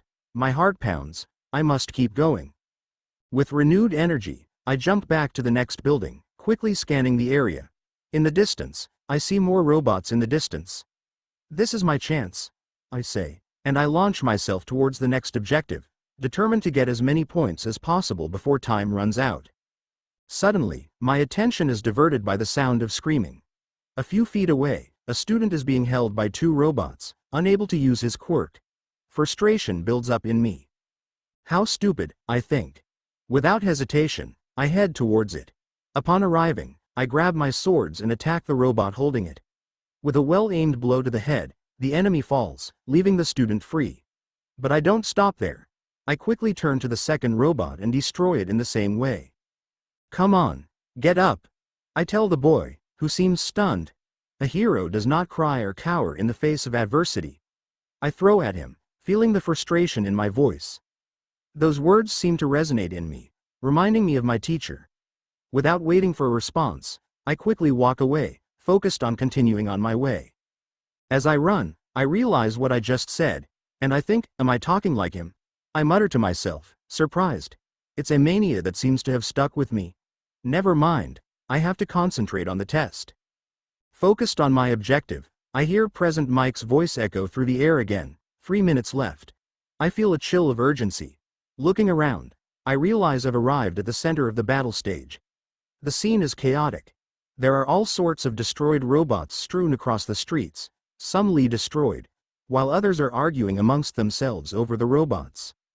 Some students fight over points, trying to snatch destroyed robots from their classmates. Is this what it means to be a hero? I wonder, feeling a mixture of disgust and disappointment at how everyone thinks only of themselves. No, I can't let the distraction get to me. I take a deep breath, focusing on the robots still standing. Adrenaline courses through my body as I prepare to make the most of these last few minutes. I need to act fast and smart. Every second counts. Suddenly, a rumble echoes through the air, and the ground beneath my feet shakes. My instincts kick in as I see some debris falling, and my gaze is drawn to a huge robot moving forward with determination. I instantly recognize its silhouette. The 0-point robot, the obstacle we must all avoid. Most of the applicants start running in the opposite direction, their faces reflecting fear and anxiety. I have to admit that it is the most sensible idea, and in an instant, I am about to join them. But I hear something that stops me.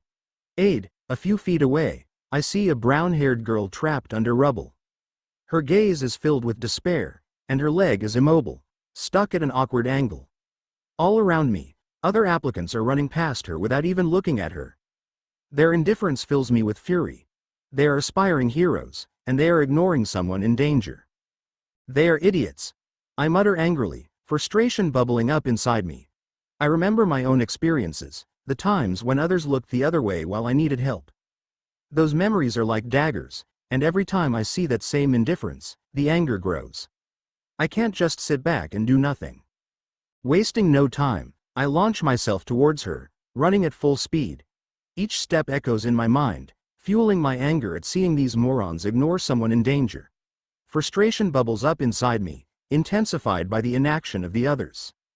When I reach her side, I begin to remove the small debris with determined hands, feeling the weight of the situation.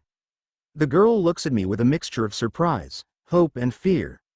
I cannot allow her desperation to be the last thing she feels. Then, I take out one of my swords and use it as leverage, trying to move the large piece of rubble trapping her.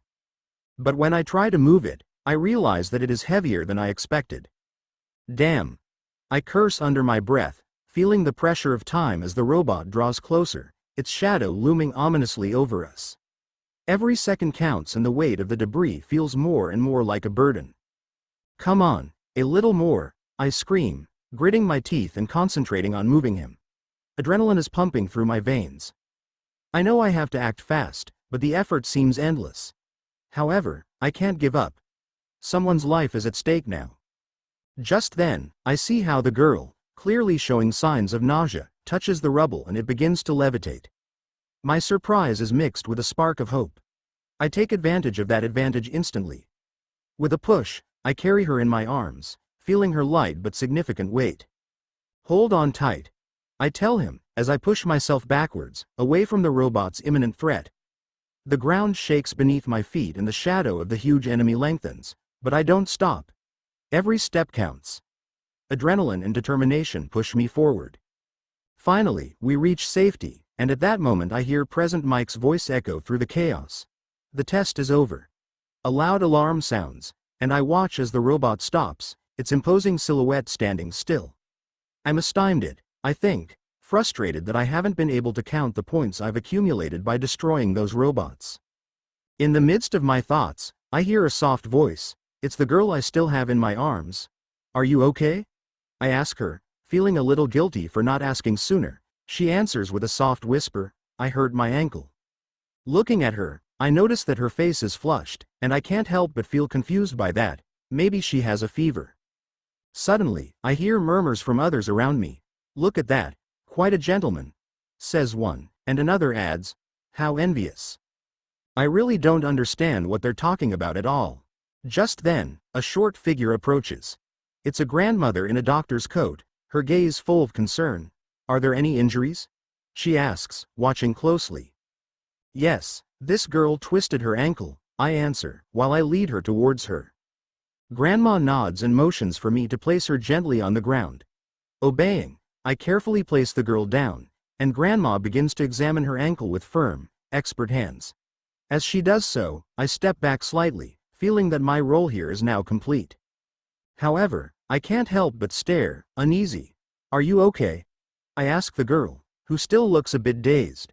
She nods, though worry flashes in her eyes.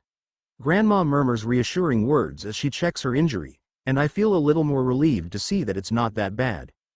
Even though the test is over, adrenaline is still pumping through my veins.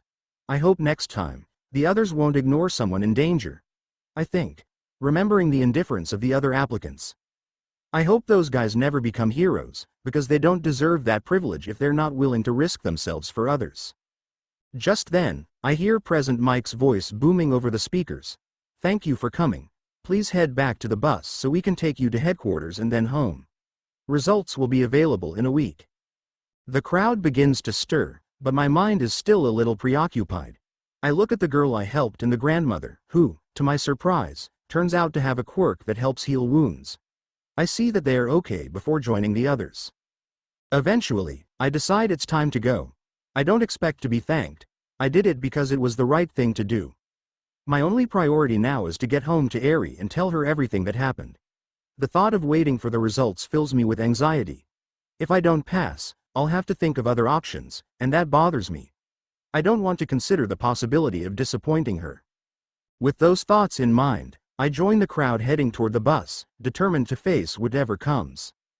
In the debate room, the pro-heroes are heatedly discussing the recent entrance test.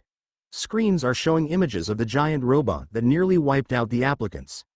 Some heroes consider it an exaggeration, highlighting the danger it posed. It could have caused the death of some applicants, argues one of them, shaking his head in disapproval. As they check the scores, the atmosphere changes dramatically.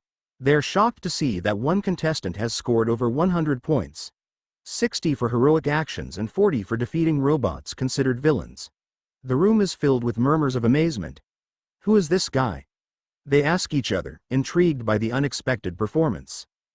However, shock turns to concern when a hero points out an alarming detail on the screen.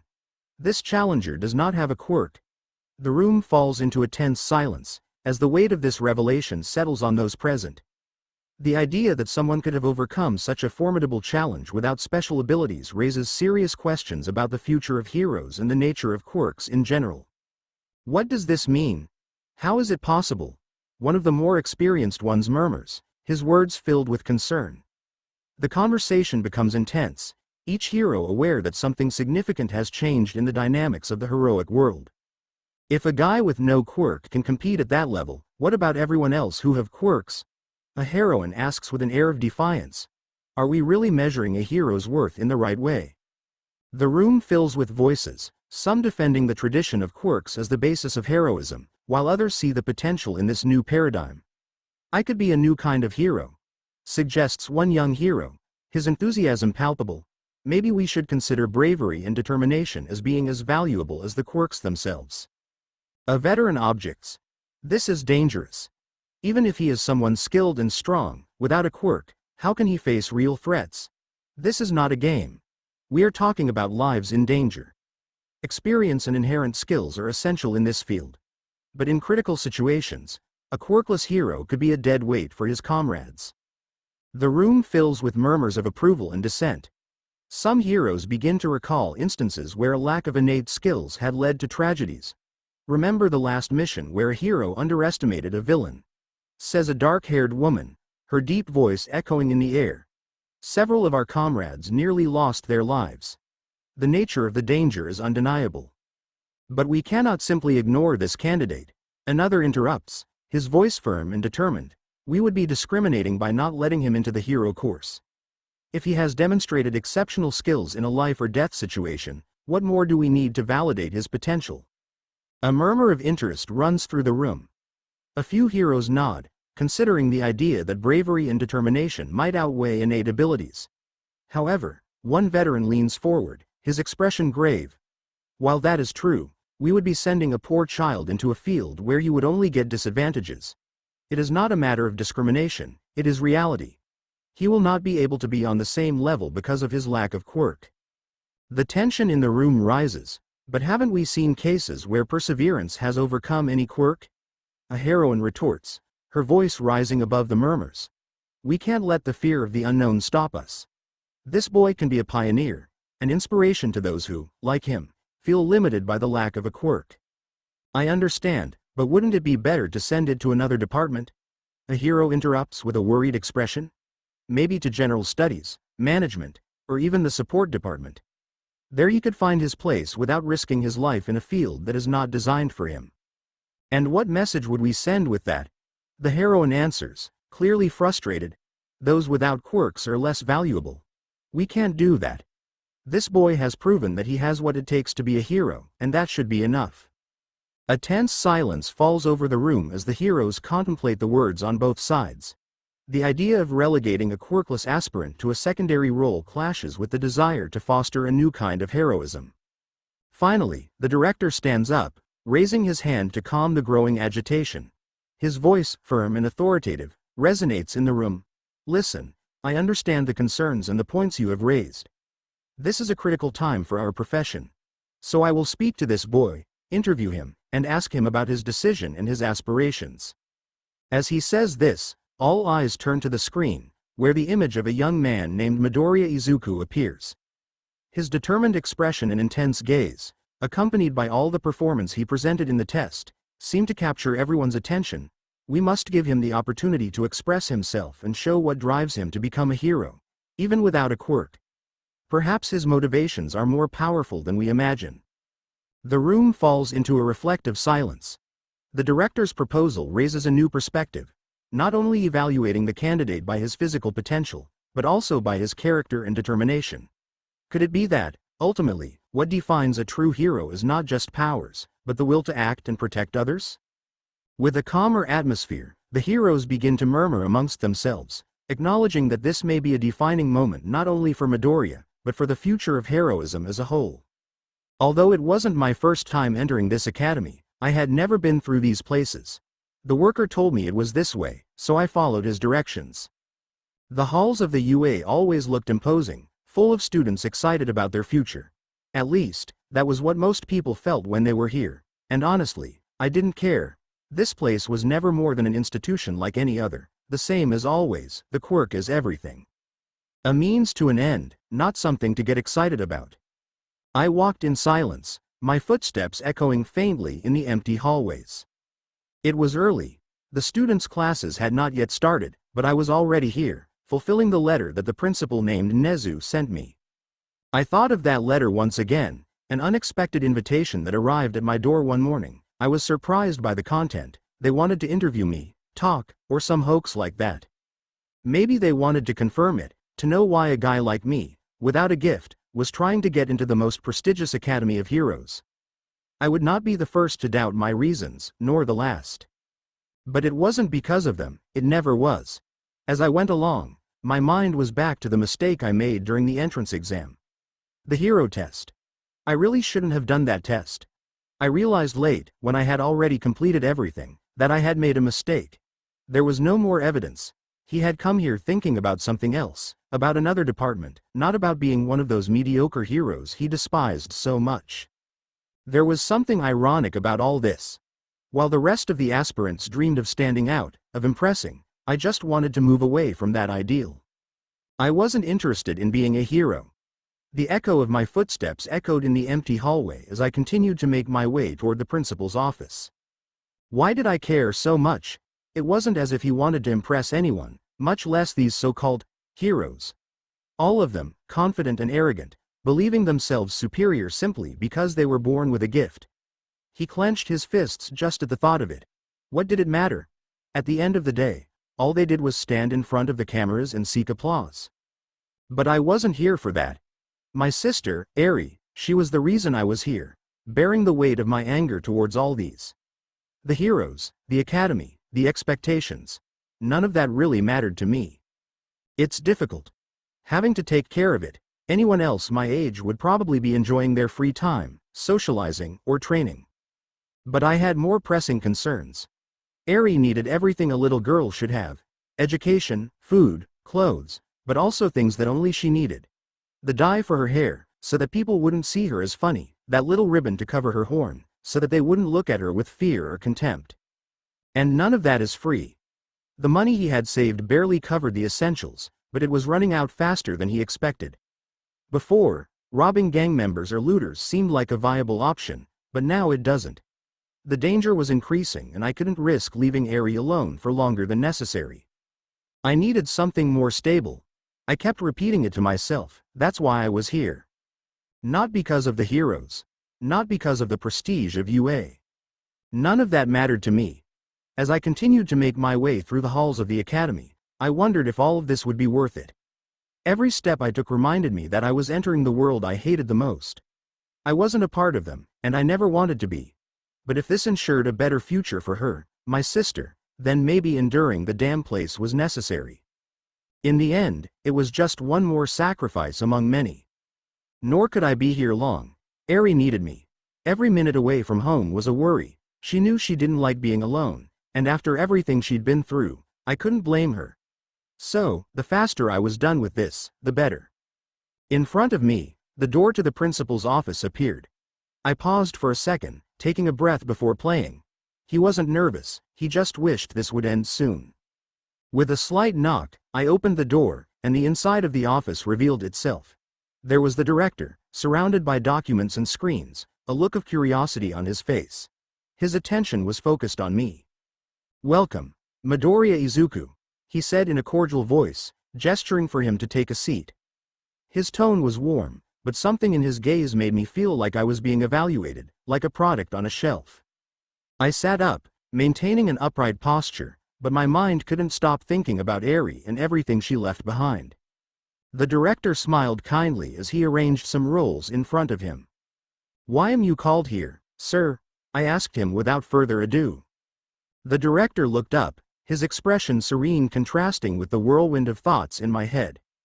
I wanted to talk to you about your decision to join UA and about the entrance exam, he said, organizing some paperwork meticulously. I guessed it, a Quirkless wanting to be part of a school of heroes, I said, trying to maintain the irony, smiling a little, although frustration bubbled up inside me. The director raised an eyebrow, without losing his smile. Your attitude is refreshing, young Midoriya, and despite your lack of quirk, your skills in the exam were remarkable. I shrugged, trying to dismiss the compliment. I only took one written test and another, nothing to highlight. The director smiled again, as if my modesty were charming to him. But you achieved wonderful results that many, even with quirks, would not have been able to achieve. I, and many professionals, were watching you through the cameras. You showed a strategic approach, a combat skill, and you even risked your life to help an aspirant. Despite the praise, he couldn't help frowning. That was too risky on his part. Doing a test like that for teenagers who are not used to real situations. It was reckless. As if they wanted us to die as heroes. How stupid. The director seemed to think about it for a moment, nodding slowly. I appreciate your sincerity, young Midoriya. I admit that it was a mistake on my part to allow the test to be conducted in that way. We are evaluating a better way to evaluate students in the next exam. Safety is paramount. I was silent, watching his face show a faint ray of concern. It was a refreshing change, but I still wasn't entirely convinced. Why did he call me here, really? I asked, frowning as I looked him in the eye. The director took a moment before answering, as if carefully evaluating his words. I wanted to understand a little bit more about your motivations, young man. Listening to and observing your behavior, I realized that you feel a great resentment towards heroes, and that you truly care about the well-being of others. That's why I thought you might be a good fit for the hero course. No, the director smiled with a slight resignation, as if he knew that would be my answer. I understand. That's why I offer you the option to choose from the other departments that UA offers. The school has more than just heroes, and I think you could shine in another area. I was silent, weighing his words. I didn't really want to be part of a system I despised, but I also couldn't ignore that another department might offer me a way out in terms of receiving funding for necessary household expenses. The weight of the decision was choking me, but I knew I had to prioritize Eri, because every day I spent without income was a harder day for her. I had to choose well among the options. The management department was discarded. I wasn't going to work to make the images of the heroes more appealing or some nonsense like that. As for the general studies department, although I could get a good job after graduation, it wasn't my best option now.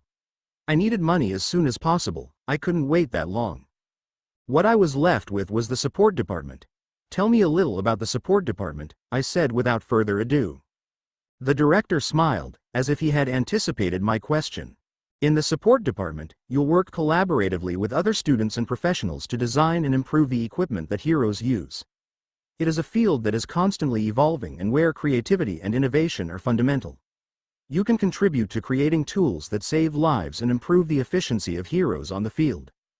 Is it possible to sell those tools and make some extra money? I asked, feeling that it was a key question for me. The director nodded, his expression reflecting understanding. Yes, in fact, many students in the support department have found ways to commercialize their inventions. The school encourages creativity and initiative.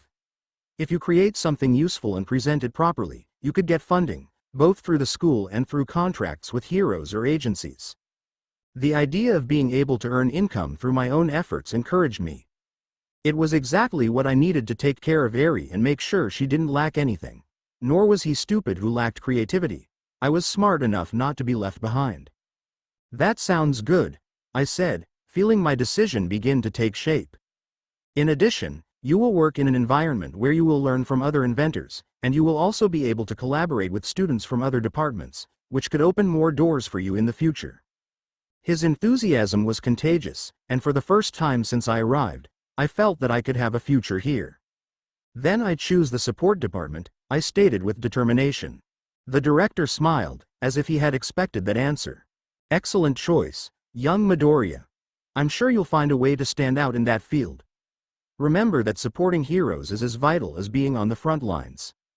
I nodded, ignoring that last part, and since this was all he had to say, I appreciated the time invested, and got up to leave, but before I did, the director stopped me. One last thing, young man. Since you are now a UA student, and you face financial problems, you will receive a slight compensation for your expenses. Hearing that, a wave of surprise ran through me. How did you know that? I never mentioned it. Then I realized that UA should have read my file carefully. Still, I didn't want to make a fuss about it. Thank you, I murmured, feeling a mixture of relief and distrust. I left the office, closing the door behind me. As I walked through the halls, a small spark of hope ignited within me. Now she had a financial respite that could make a difference in Aries' life. With each step, my mind focused on her. I wanted to make sure she had everything she needed, from her school supplies to that hair dye and ribbon she loved so much. Being part of the support department meant that I could continue to cover those expenses and, perhaps, even offer you more than just the basics. Perhaps, things are going well after all. Shadows glide along the walls of my mind, like the crows that used to prowl the lab. Sometimes, I think I can still hear the echo of their wings, whispering promises of freedom that were never fulfilled. I remember the scars on my skin, the feeling of the stabbing pain that reminded me that I was still alive, despite everything. Running away became my only hope. For a long time, I slipped through the shadows, dodging the watchful eyes of these men. Freedom was a distant dream, a flash of light in the darkness. But every time I thought I had made it, I was caught again, dragging me back to that place where the screams were drowned out in silence. The last time I tried to escape, I felt something different. A shiver ran down my spine when I saw a man, not one of them, but someone far more terrifying. His presence was overwhelming, as if darkness itself enveloped him. It wasn't a crow, but a monster that had come out of my worst nightmares.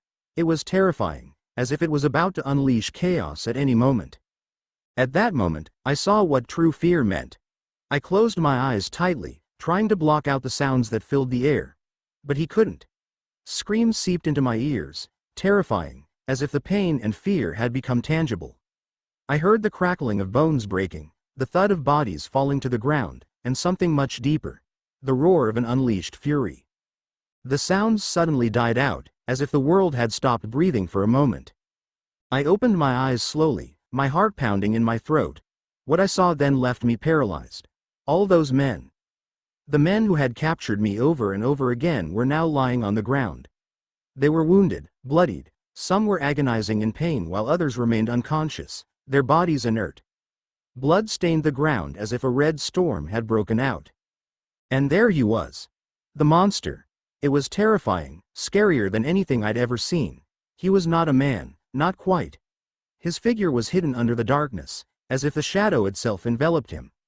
Her gaze, when I managed to see it, was not human. His eyes shone with a contained fury, as if he were on the verge of destroying everything. It seemed like it came out of my nightmares, the kind where there is no way out. But I didn't scream. I didn't try to run, I couldn't. For an instant, my body stopped feeling afraid. It was as if something in me had accepted my fate. Perhaps, I thought, all this was inevitable. Perhaps there was no escape, and the monster had come for me, to finish what the others had not been able to. I stood there, motionless, waiting. With every step I took, the air around me became denser, heavier. I could hear their footsteps approaching, each one echoing like thunder in the stillness of the place. My hands were shaking, but I didn't move a muscle. My body was frozen, unable to do anything but wait for the inevitable. The monster was getting closer, and I couldn't do anything. But then, something changed.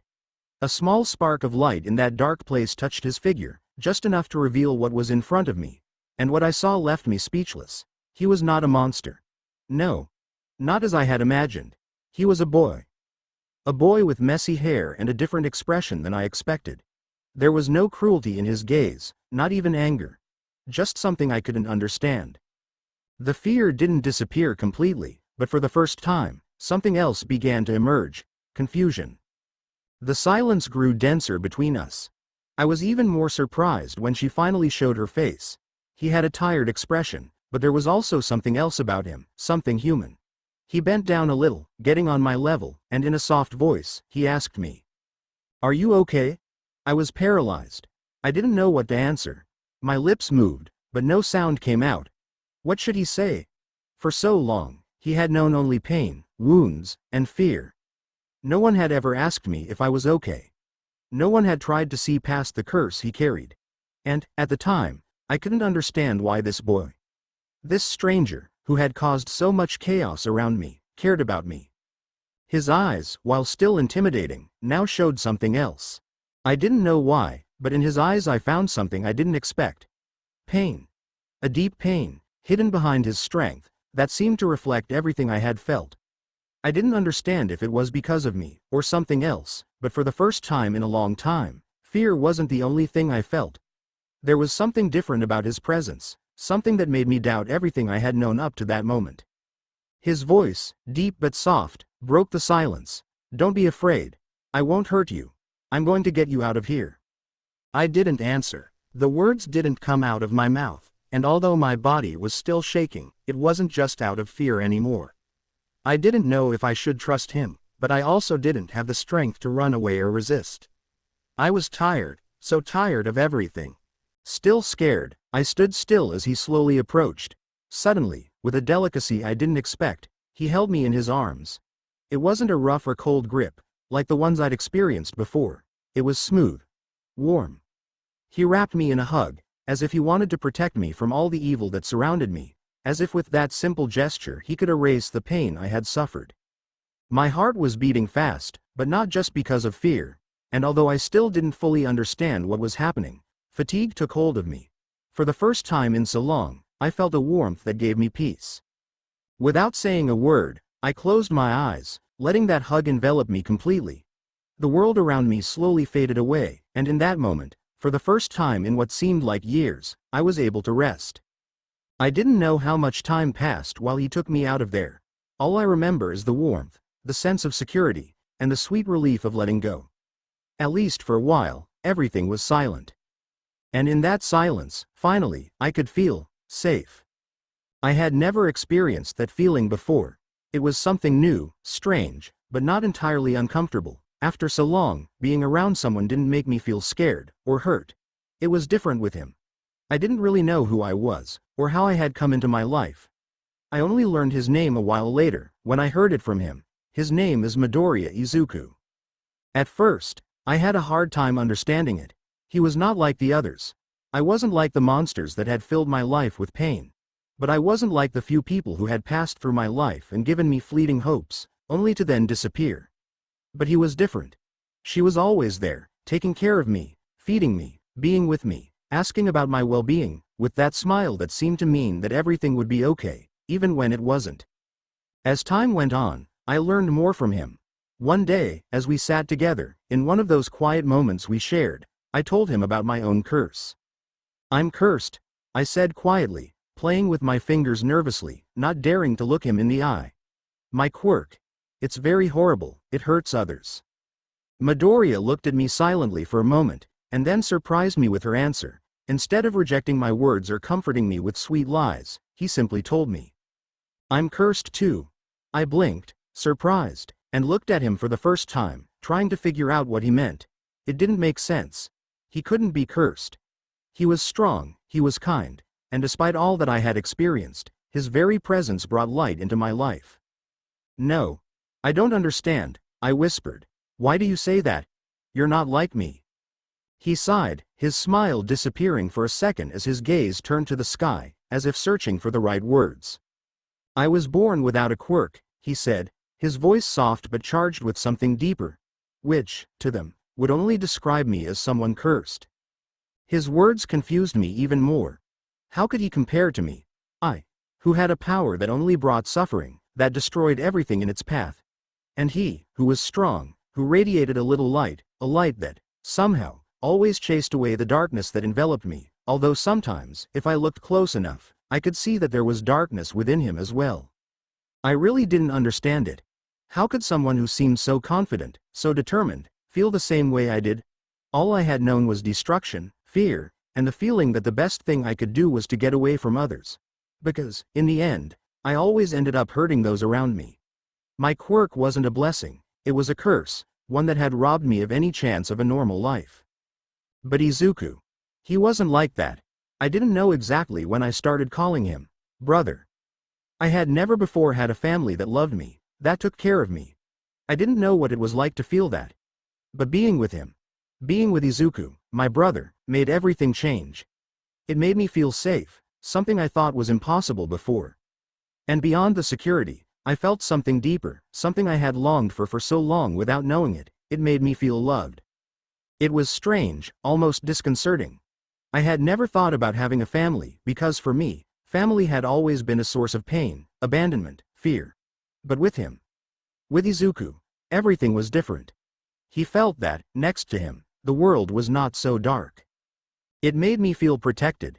As if, for the first time in my life, someone was there to take care of me, without expecting anything in return. Without realizing it, one day I called him brother. The words just came out of my mouth, without thinking about them, as if they had always been there, waiting for the right moment to be spoken. Izuku was surprised at first, but then he smiled, that warm smile that made me feel like everything was okay, even when the world was still a dangerous and confusing place. It was like having a family. A family that I had never known before, but that, in some way, was now part of my life. And while I didn't fully understand what that meant, every day I spent by him, I felt like I was learning what he really was.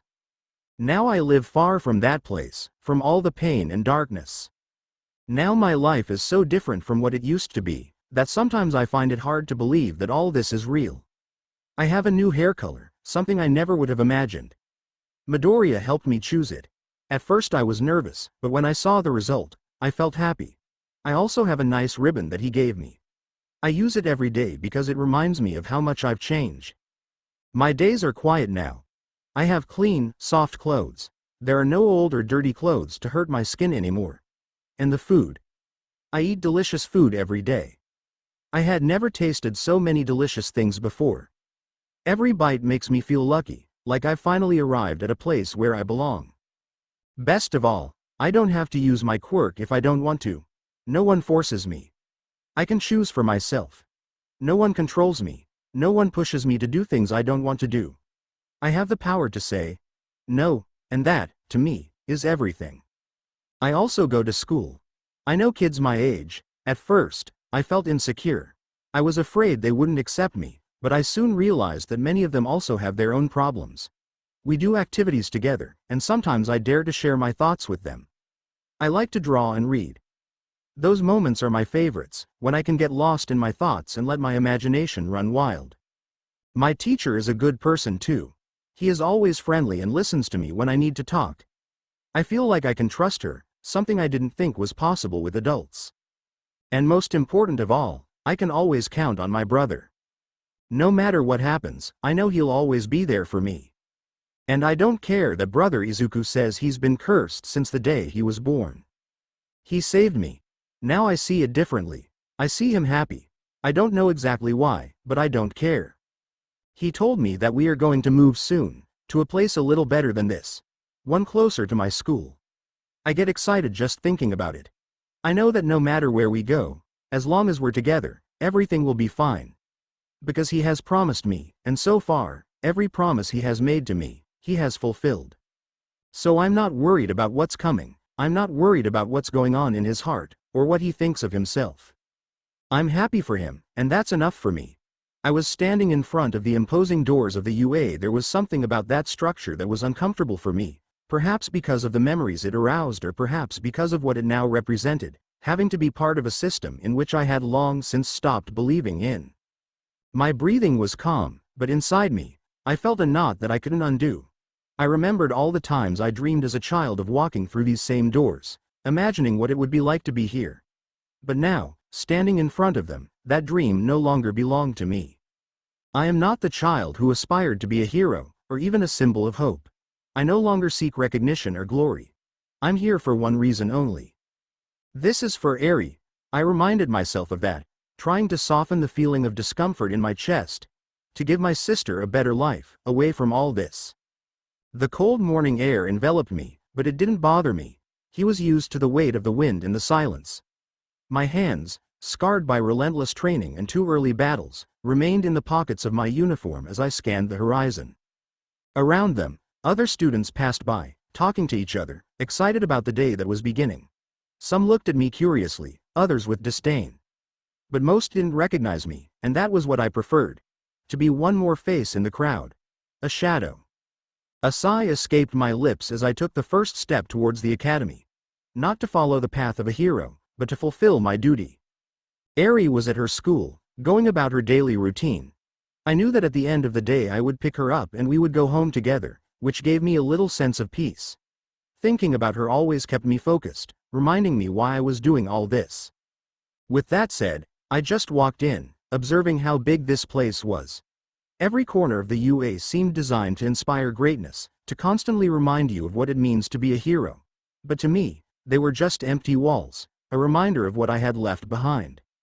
As I made my way through the halls, echoes of student voices enveloped me, but I paid no attention to them. Class 1A, Class 1A, where is it? Class 1B? This was not. Conversations hung in the air, full of excitement and nervousness about the day-to-day life at the academy. However, none of that mattered to me. As he continued walking, each word seemed more distant, as if he were part of a world he was no longer a part of. Really, the only thing that mattered to me was to do my job and make sure that Eri was okay. That thought was the only thing that kept me standing in a place like this, full of memories and broken promises. Class 1H. I reminded myself. I had to focus on what I came to do. With that goal in mind, I quickened my pace through the corridors. As I went, the walls lined with posters and trophies reminded me of the ideal of being a hero, an ideal that no longer made sense to me. Everything here seemed focused on something I had long since left behind. I found room 1H at the end of the corridor. I let out a slight sigh, preparing myself for what was to come. As I opened the door and walked in, I realized something wasn't right. The capacity of the room was clearly for about 30 people, but there were only 7 students in their seats. Is this all?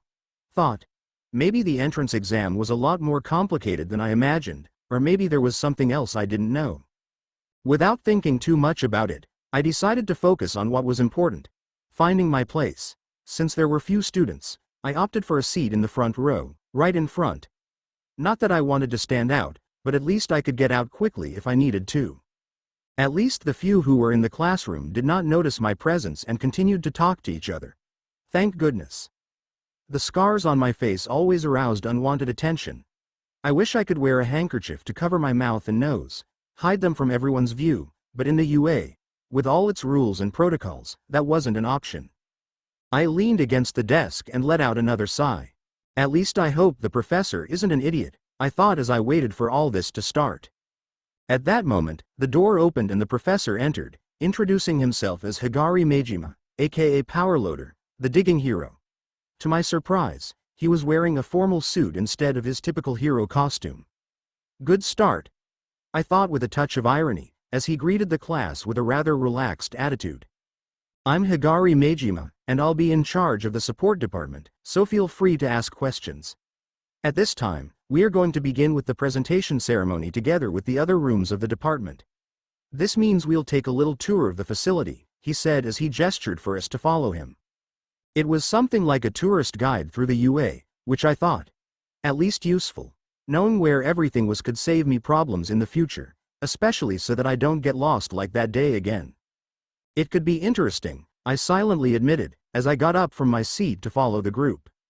The professor had mentioned that the 3 classrooms of the support department would be under his management, and it didn't take long for me to realize that we were fewer students than I had imagined.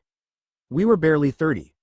Oddly, but perhaps not everyone was willing to work on the stand instead of the battlefield.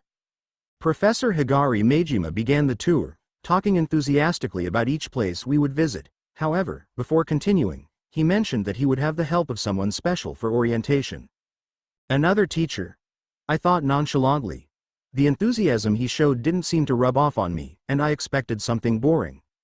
It was then that I felt something strange, an unexpected sense of dread that ran down my spine. It was not common to feel that way, much less here, in a place like this. Hello everyone. The cheerful, familiar voice pulled me out of my thoughts. When I looked up, I saw her. Melissa Shield, the same blonde girl I'd met on the day of the test, unfortunately. There was something about his presence that made me uncomfortable, though I couldn't pinpoint exactly what, but it was a little annoying to me, though it wasn't rancor or envy. Maybe it was the way she radiated confidence, or maybe it was the fact that someone like her stood out so much. Or, more likely, the memory of that brief conversation we had while walking through the UA on the day of the test, which still made me uncomfortable. I had felt exposed at the time, although she was just showing understanding. Some students began to mumble, wondering why anyone from the hero course, and in particular one of the Big Four, was here, in the support department. The uncertainty did not last long, as Professor Higari quickly intervened to clarify the situation. "Don't be confused," he said in a firm voice. "Despite being part of the hero course, Miss Shield has also proven to be a great inventor. That is why he will join us today." "Nice to meet you," Melissa greeted, slightly tilting her head with a smile. The praise did not take long to appear. Everyone began to praise his skill, intelligence, and talent, as if he were an unattainable idol.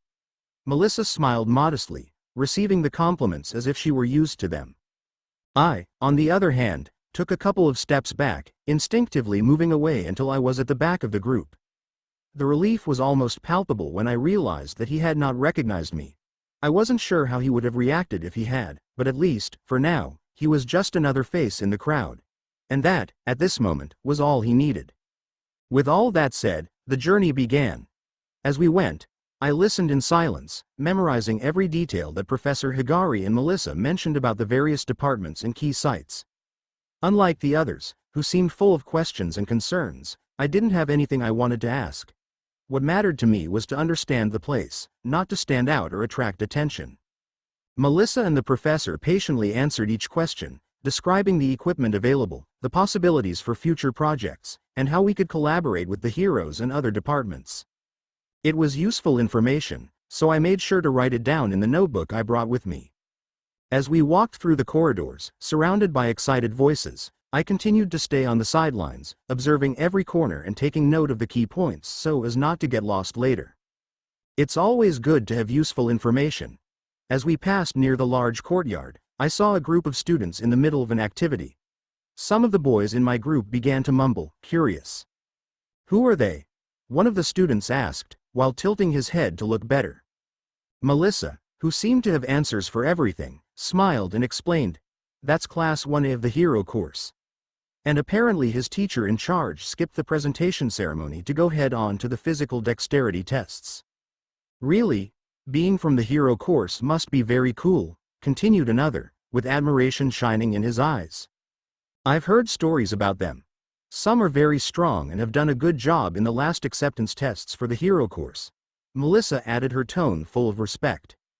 "They say that the first places of those tests are in that class," commented a student enthusiastically, clearly impressed by the fame that surrounded them. And so, other comments of admiration and respect followed, filling the air with palpable enthusiasm. The conversation revolved around those students of the hero course, as if they were already living legends.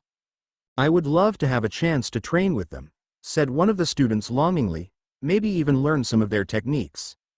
"Can you imagine being able to fight alongside them on a real mission?" commented another, his eyes shining with the idea. "It would be amazing." The sound of an explosion was present in just an instant. "What was that?" one of the students exclaimed, surprised by the explosion that echoed through the corridors. The conversation stopped suddenly, and all eyes were directed towards the courtyard. "It must be your test of skill. They're surely demonstrating their quirks," Melissa said with a mixture of excitement and admiration in her voice. Comments of amazement began to multiply, filling the air with a mixture of excitement and envy. "I'd love to have a quirk like that. Imagine the kind of teamwork we could do," said another student, his voice full of energy. "Yes, and what it must feel like to be a true hero, fighting alongside them," answered another, his eyes shining with excitement. I stood still, my mind receding to dark memories I thought I had buried. The explosion echoed in my ears, bringing back images of the past, the despair, the beatings, the anger I had sworn to contain. My fist clenched tightly, my knuckles paling as I struggled to maintain my self-control. That explosion quirk, I recognized, was that guy, Bakugo Katsuki. The mere mention of her name unleashed a wave of repressed emotions, bad memories, frustration, and pain. As I remembered it, memories came to me of those moments when chaos had reigned in my life.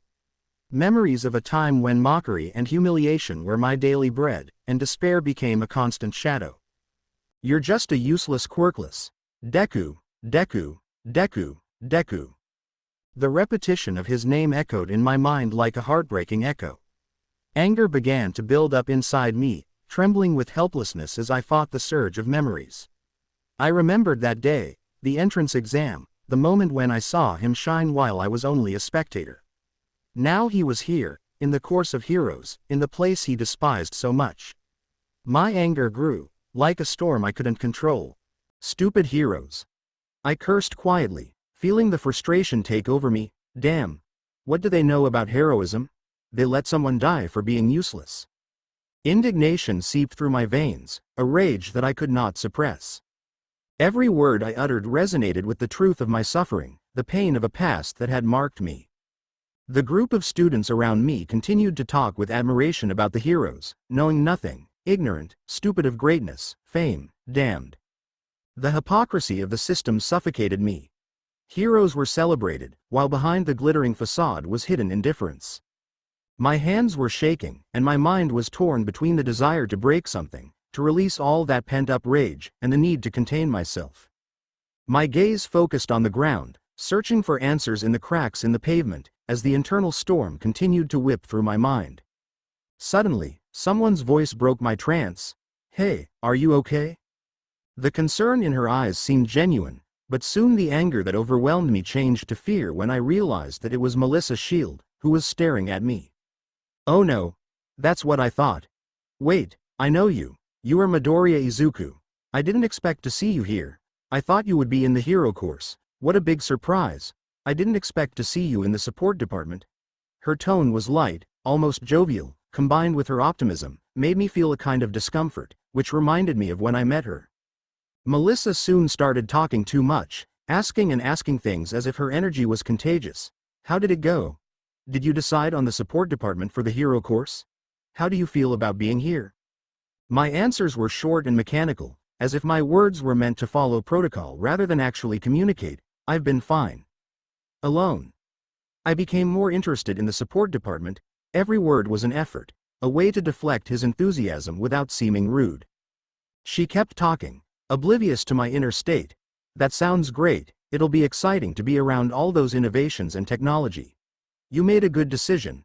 His enthusiasm was contagious, but at that moment, he just wanted it to stop. As I tried to process his words, I heard the murmurs of my teammates.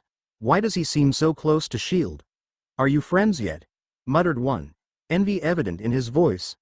I can't believe he's here and not in the hero course. Said another, his tone filled with disdain. His words floated around me, like an echo of the insecurities I had carried with me for so long. I tried to ignore the comments, but the discomfort increased. I didn't want to be the focus of attention. Fortunately, the professor appeared, interrupting the conversation and bringing a sigh of relief to my weary soul. Miss Shield, we must finish the ceremony soon to start classes, he announced in an authoritative but kind voice. Melissa, realizing that she had talked too much, blushed slightly. Oh, I'm sorry, everyone. Sometimes I get too excited, he said, smiling nervously. Excuse me if I have taken up your time. With that, he turned to me. Izuku, I'm so sorry. We'll talk later, okay? His tone was sincere, and for a moment, his concern seemed genuine. Okay, I replied, feeling a slight relief that I could finally go silent. As Melissa walked away to meet the rest of the students, I took a deep breath, thankful that the spotlight was no longer on me. The murmur in the room began to morph into a mixture of excitement and nervousness as students prepared for the next stage of their journey. The professor continued with the ceremony, talking about the objectives of the course and what was expected of us. Although his voice was clear and direct, my mind kept wandering, struggling to focus on what he was saying. The explosion, the memory of Bakugo, and all the pain I had felt came back to my mind like shadows that refused to dissipate. Fortunately, I managed to suppress them, and not let them control me. It was a constant effort, but I had learned to lock those memories in a dark corner of my mind, away from the light of the present. When the ceremony finally concluded, I felt a little lighter. A small victory in the midst of the emotional storm. Melissa, for her part, said goodbye to everyone and thanked them for their time. I looked around, watching my classmates as they dispersed to return to their seats, and thus begin classes. The energy in the air was palpable, full of excitement and anticipation. At least, he wouldn't be anywhere near Bakugo or those heroes, ever again. That thought offered me a brief relief. And when the teacher arrived, this time dressed in his hero costume, he started the class, the basics of support tools for heroes, the analysis of quirks. Sunlight streamed through the office windows, illuminating the space with a warm glow. Yagi Toshinori, in his civilian form, sat at the table, enjoying a sweet, quiet moment with his successor. The atmosphere was relaxing, interrupted only by the soft murmur of the students in the hallway. "How was your first day as a teacher, Uncle Toshinori?" that girl asked with a big smile and optimism. Yagi smiled, feeling the warmth of the atmosphere in his chest. "It's been exciting. Seeing the students so enthusiastic reminds me of my own days at UA." "That's great," she exclaimed, her eyes shining with excitement. "I've always admired how you inspire others. What kind of classes have you taught today?" "Mostly hero theory and a bit of practical training. But the best part was seeing their reactions when learning about combat strategies," he replied, his voice full of pride. "It must have been a great experience. It must be amazing to be a role model for them," said his successor, leaning forward slightly, eager to hear more. Yagi smiled, feeling the warmth of the heat in his chest. It was a great experience, although there was one student with great power and determination who almost caused an accident, Toshinori admitted, his expression becoming more serious. "I hope I can guide him down the right path." Toshinori wondered what his student was thinking when he used those explosive gauntlets. If he hadn't intervened, the other students would have ended up injured and in the hospital, just on the first day of school. His concern grew as he recalled the chaotic scene, and he knew he had to act with firmness and understanding. "What exactly happened?" his successor asked, her eyes filled with interest and concern. "It all started with a combat practice exercise. This kid seemed determined to prove his strength, but he didn't think about the consequences. The explosion was almost uncontrollable," Yagi said, remembering the adrenaline he had felt when he launched himself towards the group to save them and send them to safety. "I had to stop him before he caused a bigger disaster." She frowned. "It's understandable that he wants to show his potential, but he must learn to control it." "Exactly," Toshinori replied, feeling the responsibility of guiding the new generation. Not everyone understands that being a hero is not only about power, but also responsibility. As they continued to talk, the atmosphere in the office was filled with laughter and shared moments, creating a stronger bond between mentor and mentee. It was a sweet and meaningful moment, a reminder of the joy that came with the act of teaching and learning. "And you, young Melissa? Has anything interesting happened to you while supporting the professor in the support department?" Toshinori asked, smiling as he looked at her curiously. Melissa lit up the room with her usual smile and enthusiasm. All the new students were quite nice and very determined to support the heroes. They even screamed in surprise when they found out I was there, she said while laughing at the memory. Toshinori also laughed, feeling happy to see his successor so excited. "That's the reaction we all want to have. It's inspiring to see the new generation with so much enthusiasm. Remember, that energy is contagious. You are inspiring them too." Melissa nodded, feeling a mix of pride and responsibility. "I really want them to feel comfortable and know that they can always count on me, just like you, Uncle. After all, on this journey, they're not just learning to be heroes, but to be a team." However, Melissa changed the topic a bit, though there was one surprise student I really didn't expect to see. "Remember that Quirkless kid who got the highest score in the hero entrance exam? He's in the support department, can you believe it?" Toshinori raised an eyebrow, intrigued. "Really?" he said, curiosity palpable in his voice. The veteran hero recalled the performance he saw from a young aspirant named Midoriya Izuku, who had scored highly on the hero entrance exam. Midoriya had shown exceptional courage in saving other aspirants from combat robots, even when it meant putting himself at risk. "That boy," Toshinori continued, his expression turning nostalgic. "He saved others even though he could have been hurt. Although he later said some hurtful words to them, deep down, he showed a hero's heart. It was like watching a great hero in the making." Melissa nodded, understanding the connection. "Yes, I've heard about him. The way he risked his safety to help others speaks volumes about his character. He definitely embodies the heroic spirit. Exactly, Toshinori said, a proud smile appearing on his face. What a pity he isn't in the hero course. I would have given him a great welcome.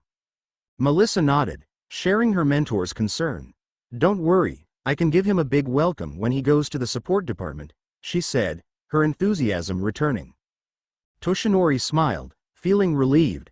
That would be perfect. Your energy always cheers others up. I'm sure you would make him feel right at home. I definitely want him to know that there is a place for him here, no matter what his abilities are. Melissa replied with determination. I would love to organize a small gathering, maybe invite some of the other students. It would be a nice boost for their confidence. That's a great idea, Toshinori stated, admiring his successor's initiative. Thinking about how he made a great choice when he chose her as the next bearer of his quirk, which has been around for almost a total of 9 generations, with Melissa's shield being the 9th bearer. The day he must retire completely, he knows that the future of his legacy will be in good hands. By the way, Uncle Toshinori, Melissa said, interrupting his thoughts. Yeah, he replied, turning his attention back to her. I already have the support ready so that you can use a large part of your power for longer, without so much wear and tear, Melissa announced, her enthusiasm palpable. I know you don't like using support devices, but I've been working on a new device that would fit your needs. I'm sure this could help you perform at your best without the risk of quickly depleting your energy. Toshinori looked at her in surprise and admiration. Really? That sounds impressive, Melissa. I knew you had an exceptional talent for technology, but this is a big step. Thank you, Uncle Toshinori, she said, blushing slightly. I have been researching and experimenting with light and strong materials that can withstand your power. I want you to be at your best when you face the villains. You worry too much about me, darling, Toshinori replied, smiling tenderly, but don't worry, I won't be as stubborn as before. I've learned that accepting help is a crucial part of being a hero. Melissa smiled upon hearing those words. That makes me happy, because we all need a little support from time to time. Sometimes, even the strongest heroes have to let others help them. It's true. I never thought my legacy would fall to a person as talented and dedicated as you, Toshinori admitted, his gaze reflecting pride. I'm excited for what the future holds for us. And I am excited to show you that I can be a great heroine, Melissa replied, her determination shining in her eyes. When you are ready, I want us to test the device. I would love to see how it helps you in action. That is a plan that excites me, Toshinori said, his voice full of energy. Together, we will make the future of Ua and the heroes bright. After all, a great heroine needs a great teacher by her side. With a mix of laughter and a renewed sense of purpose, they both rose from the table. It was a day to remember, not just for the shared lunch, but for the promise of a future where their paths as mentor and mentee intertwined, ready to face any challenge that came their way. I walked through the empty halls of the UA, listening to the echo of my footsteps echoing on the walls. The teacher in my classroom had requested to see me at the development workshop, a place I had only heard once, but I only know that this is where support gadgets were created. Apparently, he had been struck by what I did in class, a detailed analysis of a quirk, taking a professional hero as an example. Not only that, there was also the makeshift prototype he had designed, a quick idea of how to improve that hero's suit to optimize the use of his power. I didn't know I still had that ability. I thought those days were behind me, along with that old me who dreamed of being a hero. I remembered those moments of my childhood, when I would sit alone in my room, with papers strewn everywhere, analyzing the quirks of the heroes I admired. He would mentally dissect them, assess their strengths and weaknesses, and draw imaginary lines on how they could improve them. The enthusiasm I felt was almost obsessive. A boy without a quirk, fascinated by the quirks. It was a cruel irony, as if the universe was making fun of me. Sometimes, it seemed to me that this interest was what made my life at school worse. The other kids saw in me an easy target, the nerd, who dreamed of something I could never have. The harassment was constant. Mockery, pushing. Sometimes worse. All because I dared to dream. Yet here he was, at the UA, in an academy full of future heroes, of faces seeking glory.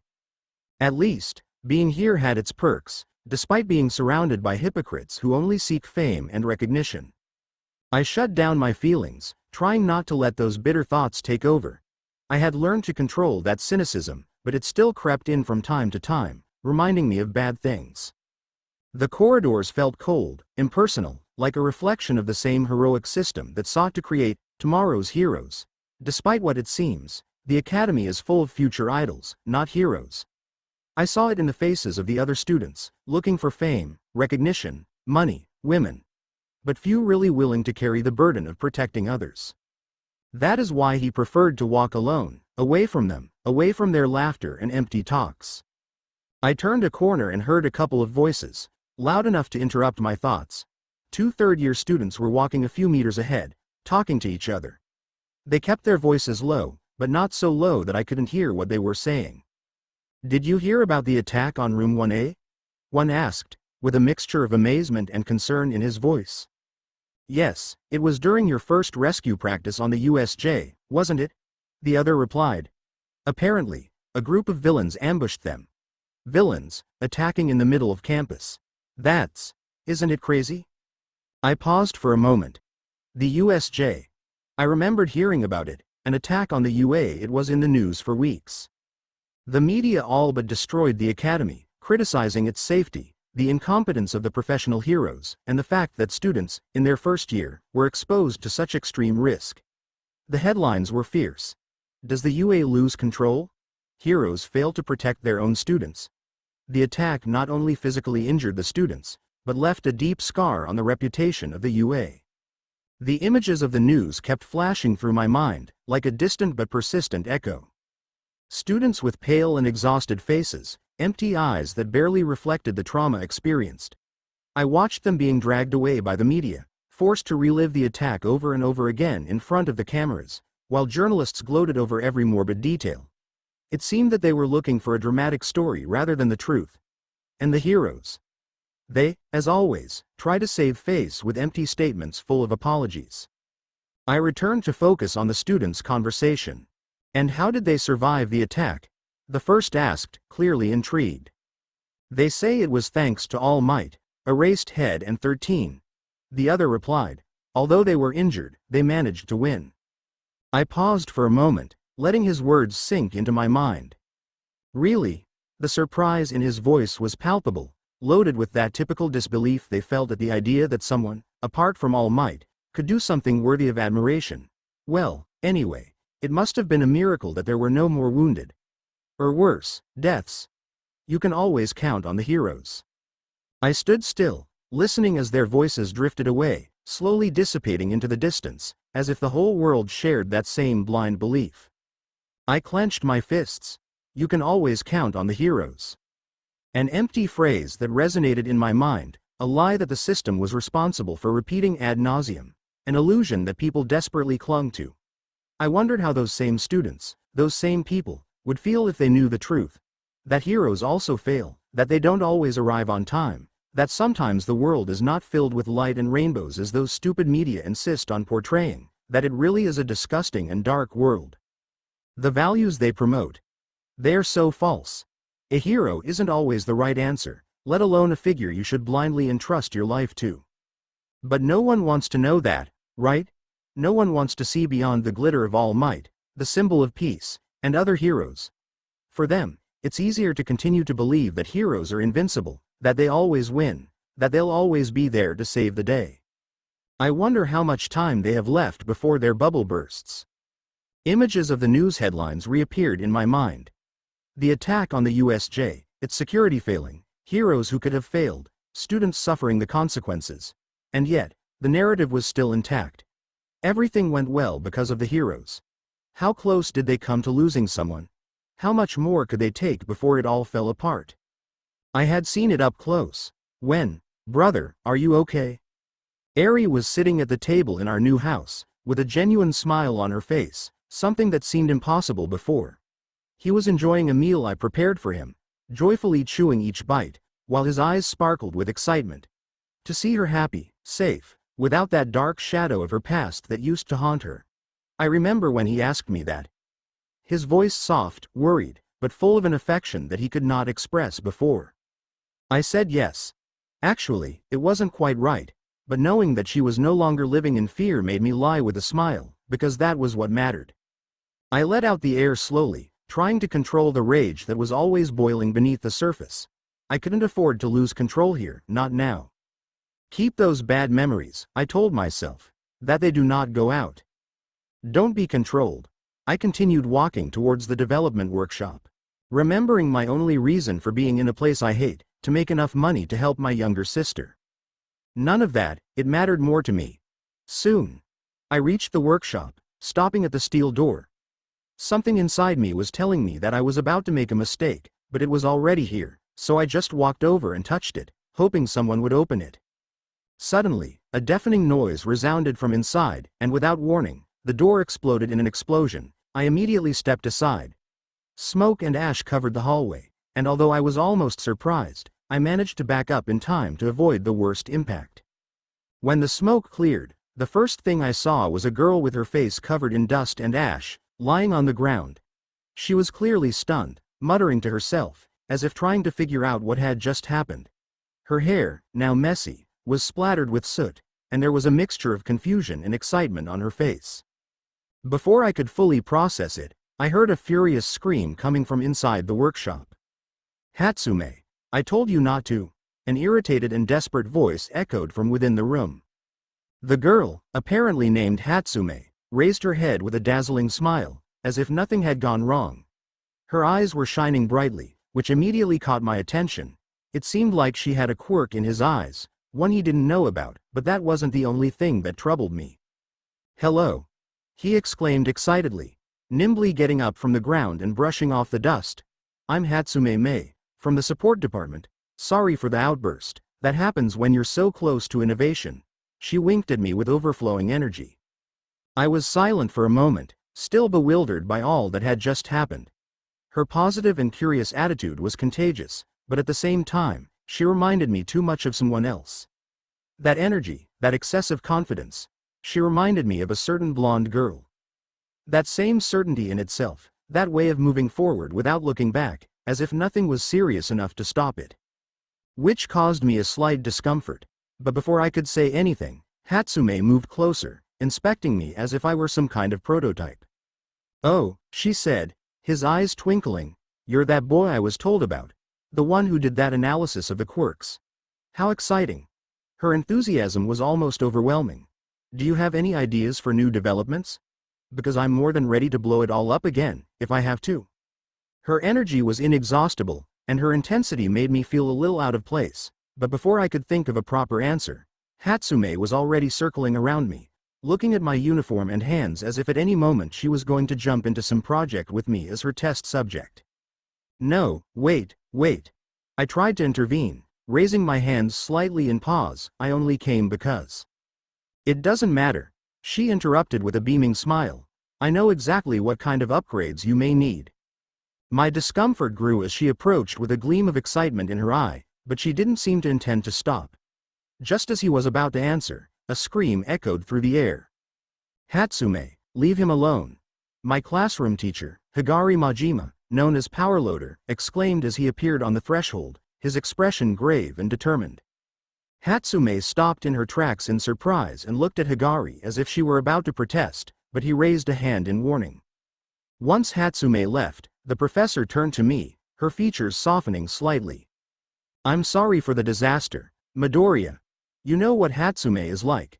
Her creativity often leads her to experiment without thinking about the consequences. Some of his creations end up exploding. Literally. I will avoid long conversations, and I will better ask. Why exactly did you call me, Professor?" The professor sighed, adjusting his helmet with a thoughtful gesture. "As you may know, the support department is more than just a department of academia. It is a competitive environment where students must improve their abilities to create useful inventions that attract the attention of companies and demonstrate their potential. My job, along with other teachers, is to make sure they have the foundation to excel. However, sometimes we find students with exceptional abilities who require extra attention." I was silent, processing his words. "In short, you mean me?" I asked, a little confused. "Precisely," the professor stated. "I've been watching your detailed analysis of the quirk of the professional hero present Mike.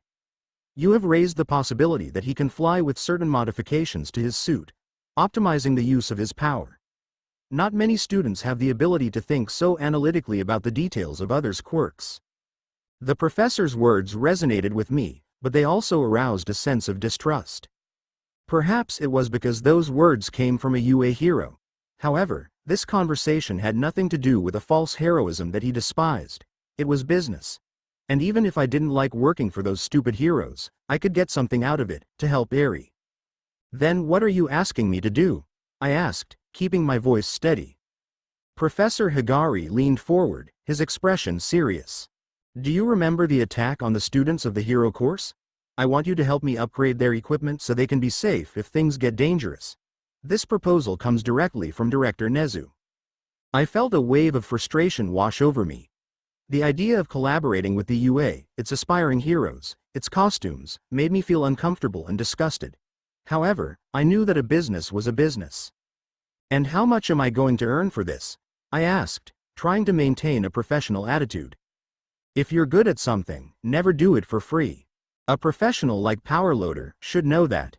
He took a moment before answering, his gaze fixed on me, as if he were gauging my reaction. That will depend on what you propose and the results you get, but I can assure you that it will be a good deal. The idea of being compensated for my work began to seem more appealing to me. Perhaps all was not lost. I could use this opportunity to create something useful while also strengthening my source of income as well as expenses. Okay, I agree, I said without further ado, but I don't want to just get involved in the creative process. I want to make sure that what we design actually works. I like your attitude, Green. Hatsume, who had been listening to the conversation with a mischievous smile on her face, interrupted. The girl looked excited, as if she was about to get into a new adventure. The way he pronounced Green was strange to me, but I couldn't help but feel a little flattered. It was a nickname, and, honestly, it was better than the other one I tried to forget, so let's leave it at that. Okay. Then let's do this, Professor Higari continued, taking out a notebook, a pen, and some documents with information about the students of the hero course and their respective quirks. What improvements do you think would be most effective for the student team? We need them to be functional and, above all, safe. We can also present your analysis to improve your management of your quirks. As I looked at the leaves, the names and descriptions of the quirks began to take shape in my mind. Each had its own strengths and weaknesses, and it was crucial to leverage that to design improvements that would really make a difference. To begin with, I think we should focus on the suits of those students who rely heavily on their mobility, I said, feeling the spark of creativity begin to grow inside me. For example, the quirk of the student Kaminari, the one that can generate electricity, could benefit from a suit that not only protects it, but also allows you to channel your energy more efficiently. Maybe a system of conductors that redirects electricity in a controlled way. Professor Higari nodded, taking notes quickly, as Hatsume approached, clearly interested. That's great. If we can implement a cooling system as well, he could use his quirk for longer without worrying about overloading, Hatsume added with inordinate glee. Exactly, I continued, feeling more relaxed. We should also consider those who have defensive skills, such as student Kirishima. A suit that amplifies its ability to harden could make it even stronger. Maybe a material that responds to your quirk and makes it more durable. As we discussed ideas, the conversation became more fluid, each contributing details and suggestions. It was strange for me to find myself enjoying this. As if I had found something else. I'm not sure. Better to concentrate on work. And let's not forget those who require more interaction with the environment, I added. The suits of those who manipulate objects, such as the student Uraraka, could benefit from a system that helped them better calculate the gravity of the objects they lift. Something that allows them to anticipate the movement of their objectives. Professor Higari wrote fervently in his notebook, his expression becoming more and more animated with each suggestion I made. Hatsume was paying attention, nodding excitedly each time he added a new detail. I've also been thinking about students Yaoyorozu and Hagakure, I said, looking at the documents their quirks showed. They both have specific needs that we could address with specialized suits. For Yaoyorozu, since his quirk relies on creating objects from his own biomass, a suit designed from his DNA could allow him to optimize his creations without having to expose himself as much. Higari looked up, clearly interested in the idea. A suit that responds to their cells? He asked. If that's possible, we could integrate it with sensors that anticipate the type of material you need to generate, adjusting the suit to give you better power distribution without depleting your reserves. I nodded. Exactly. That way, it could be more efficient in combat without putting its health or exposure at risk.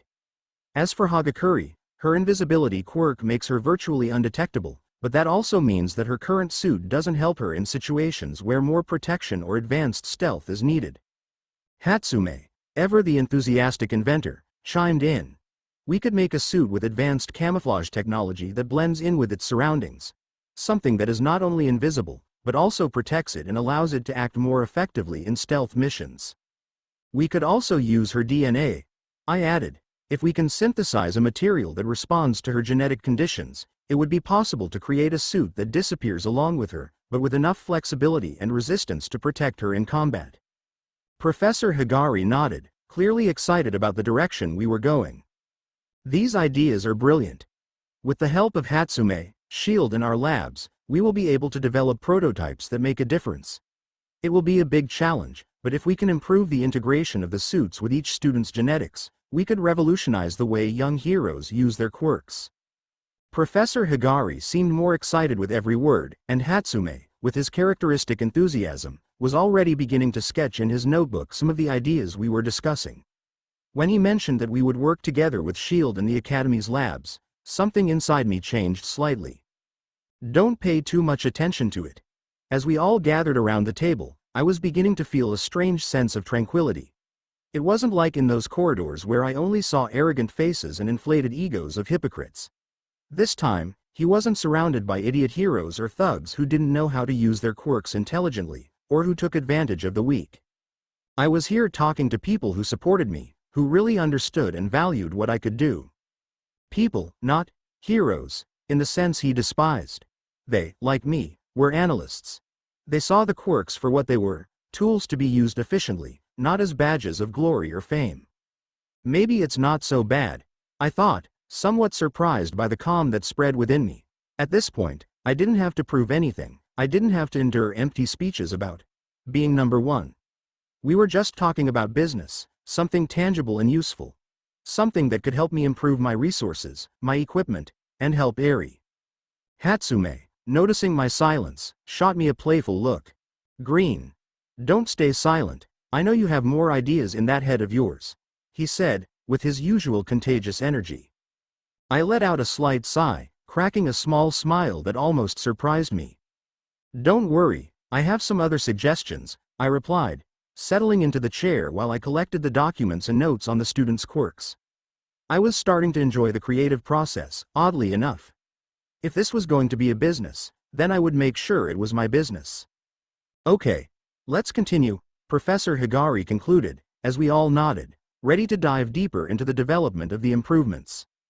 The sound of firm footsteps echoed through the hallway before the classroom doors slowly opened. Yayorozu Momo and Iida Tenya entered with the usual composure that characterized them. Class 1A, occupied with scattered conversations and individual assignments, fell silent upon noticing the presence of their representatives. Iida, as always, was the first to speak, with an upright posture and his voice projecting through the classroom with energy. Class 1A, attention, we have an important announcement. Yayorozu Momo, always serene and elegant, stepped forward with a folder in her hands, smiling slightly. The support department has sent us excellent news. After analyzing our abilities and the challenges we've faced recently, they've come up with significant improvements to our hero costumes. In addition, they have prepared detailed analyses of our quirks that will help us maximize our potential. A murmur of excitement ran through the room. It was rare for the support department to take so long to develop specific recommendations, and the expectation was growing among students. Looks of amazement and pride began to cross the faces of the class. This includes suggestions for technological and tactical improvements for each of us. Iida continued enthusiastically. The reports include detailed analyses of our quirks, which will not only allow us to improve our skills, but also understand how we can better adapt to different combat situations. Yayorozu, with a diplomatic smile, began to hand out the folders containing the individual reports. As he walked between desks, he commented encouragingly, These improvements are the result of a direct collaboration between the support department and some external experts. I am confident that these recommendations will give us a crucial advantage for our upcoming challenges. The enthusiasm in the class increased with each delivery. Bakugo, although trying to maintain his typical disinterested expression, couldn't help but mutter, "This is stupid," crossing his arms and dismissing the report. "I don't need you to tell me how to be stronger." He turned around, making it clear that he had no intention of reading anything, but a gleam of curiosity peeked into his eyes. Beside him, Uraraka flashed an enthusiastic smile as she flipped through her report. "Oh, I didn't know I could use ginger to fight motion sickness. And swimming to get used to resisting better. This is great." Her excitement was contagious, and she quickly attracted the attention of others. Todoroki, for his part, stopped reading when the report mentioned that he should use his fire more often. His expression became serious, and he closed the folder with a sigh. "Do you really have to insist on that?" he muttered to himself, feeling the pressure of expectations. "I will never use that fire." At the back of the classroom, Shinso was flipping through his report with a concentrated expression, but he wasn't talking to anyone. He was absorbed in the analysis, sometimes surprising with what he read, not wanting to share his experience with his colleagues. However, his frown indicated that he had found something interesting. Kaminari and Ishido exchanged excited glances. "I didn't know that our quirks could be combined somehow," Kaminari exclaimed, unable to contain his enthusiasm. "This could open up so many possibilities. Imagine what we could do together in combat." Ishido nodded vigorously. "Yes, can you imagine what we could create? An explosive combination." Their infectious laughter caused others in the classroom to turn to them, taking an interest in their comments. Meanwhile, Hagakure was visibly intrigued. "I didn't know that clothes could be created by combining my DNA," she commented, surprised. "Is that really possible?" Her voice was a mixture of amazement and curiosity. Yaoyorozu, listening to her, nodded energetically. "I didn't know anything about that either. It's fascinating how our skills can complement each other in ways we hadn't considered. You should try some tests, Hagakure, you might be surprised at what you can achieve." Off to the side, Shiro, who had been listening, perked up. "Guys, imagine a suit that camouflages itself and is also functional. We could have an incredible tactical advantage." The atmosphere in the classroom was charged with excitement, and Class 1A, now more united than ever, eagerly awaited the improvements to come. The discussions intensified, creating a vibrant atmosphere full of possibilities. Some students exchanged ideas on how to implement the recommendations in their reports, while others reflected on their own skills. "Maybe we should do a joint training session to test all this," suggested Iida, excited by the idea of working as a team. "With these new improvements, we could be more effective than ever." "Yes," Uraraka shouted, raising a fist in approval. "Let's train." With a renewed sense of purpose, Class 1A immersed themselves in the details of their reports, each keen to discover how they could make the most of their abilities to meet the challenges that awaited them. However, not everyone was so interested in the recommendations. Bakugo was still with his arms crossed, staring out the window, muttering that it was a waste of time. "Extra help? Yes, of course, I already know how my quirk works," he stated quietly, completely dismissing the report in front of him. Todoroki, although he had closed his folder, remained lost in thought, staring at the ground, feeling a mixture of frustration at the suggestions about his fire. "I will never use that fire," he thought, not paying attention to the lively conversation of his companions. Shinso, in the back, was still focused on his report, but it was noticeable that his mind was distant. Although he had found interesting information, he had no intention of sharing it with others. His introspective attitude made him seem disconnected from the hustle and bustle of the classroom. Meanwhile, on the opposite side, Kaminari and Ishido became even more enthusiastic about their ideas of quirk combinations, making exaggerated gestures and laughing among themselves, not noticing that Bakugo was looking at them disapprovingly. "Do you really think this will work?" Kaminari asked, still with a smile on his face, while Ishido nodded his head, full of energy. Uraraka, for her part, continued to share her joy about ginger and swimming, infecting some of her teammates. "Guys, we should do a test. Imagine if we could all resist seasickness better," she exclaimed enthusiastically. However, her enthusiasm only managed to attract the attention of a few. Hagakure, still intrigued by the possibility of creating clothes by combining her DNA, tried to share her discovery with those around her, but her words were lost in the cacophony of voices. Guys, we should investigate this together, she tried to say, but her voice was drowned out in the general talk. With an environment full of possibilities, it was evident that some of his colleagues were focused on work, while others were more interested in chatting and sharing ideas. Class 1A, in its diversity of personalities and abilities, kept going, each in its own way, towards a future full of challenges and opportunities. Suddenly, student Kaminari raised his hand, interrupting the hubbub. Hey, who wrote all this? It's incredible how much detail there is in the reports, he asked, curious to know those responsible behind the meticulous preparation. Yaoyorozu smiled, appreciating the interest of his companions. Good question, Kaminari. These reports were put together by the support department, and specially delivered by the hero powerloader. He came personally to make the delivery, he explained enthusiastically.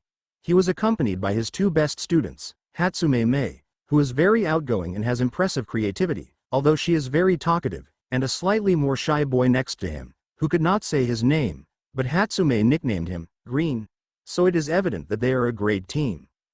Hatsume's mention caused several students to peek at their desks, remembering the young woman's vibrant energy. I'd love to meet her. He must have so many great ideas, Ashido commented, his eyes shining with excitement. Yes, it would be amazing to work with them, Uraraka added, imagining what they could create together. I hope they can visit us again soon. Meanwhile, Bakugo, who had been trying to ignore the conversation, soon noticed something he couldn't overlook. A shy boy nicknamed Green, along with a teacher and an extra maniac like that, doing something like that.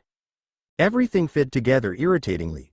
It can't be, he muttered to himself, as he opened his report, not out of curiosity to improve, but because there was something about those details that was strangely familiar, something he couldn't shake. And when he finally understood, a cry burst into his mind. Deku. His expression hardened immediately. The report creaked in his hands as he tore it up furiously. Only a useless person like him could do such stupidity, he exclaimed internally, pounding the table in frustration. The echo of his blow resounded briefly in the classroom, but, to his even greater frustration, none of his classmates seemed to pay much attention to him. Everyone was too immersed in their own reports or enthusiastic conversations about suggested improvements.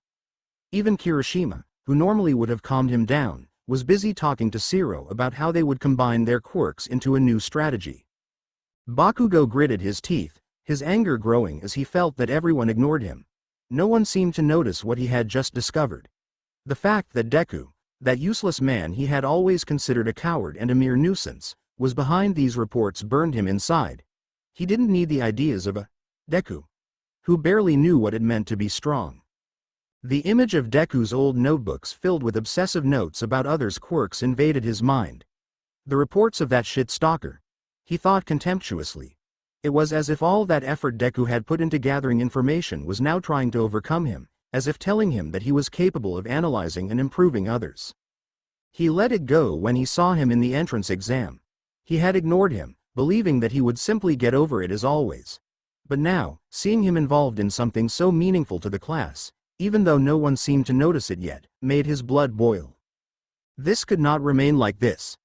Bakugo snapped up, his chair creaking. His knuckles were white from clenching his fists so much. Deku had to understand his place.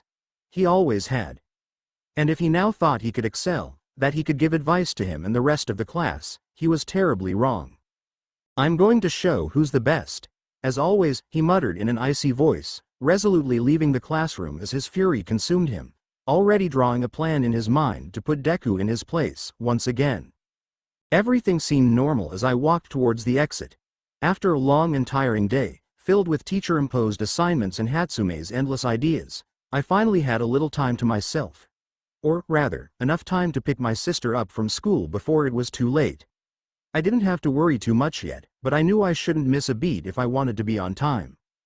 I still have 30 minutes left, I repeated to myself, while mentally tracing the fastest path.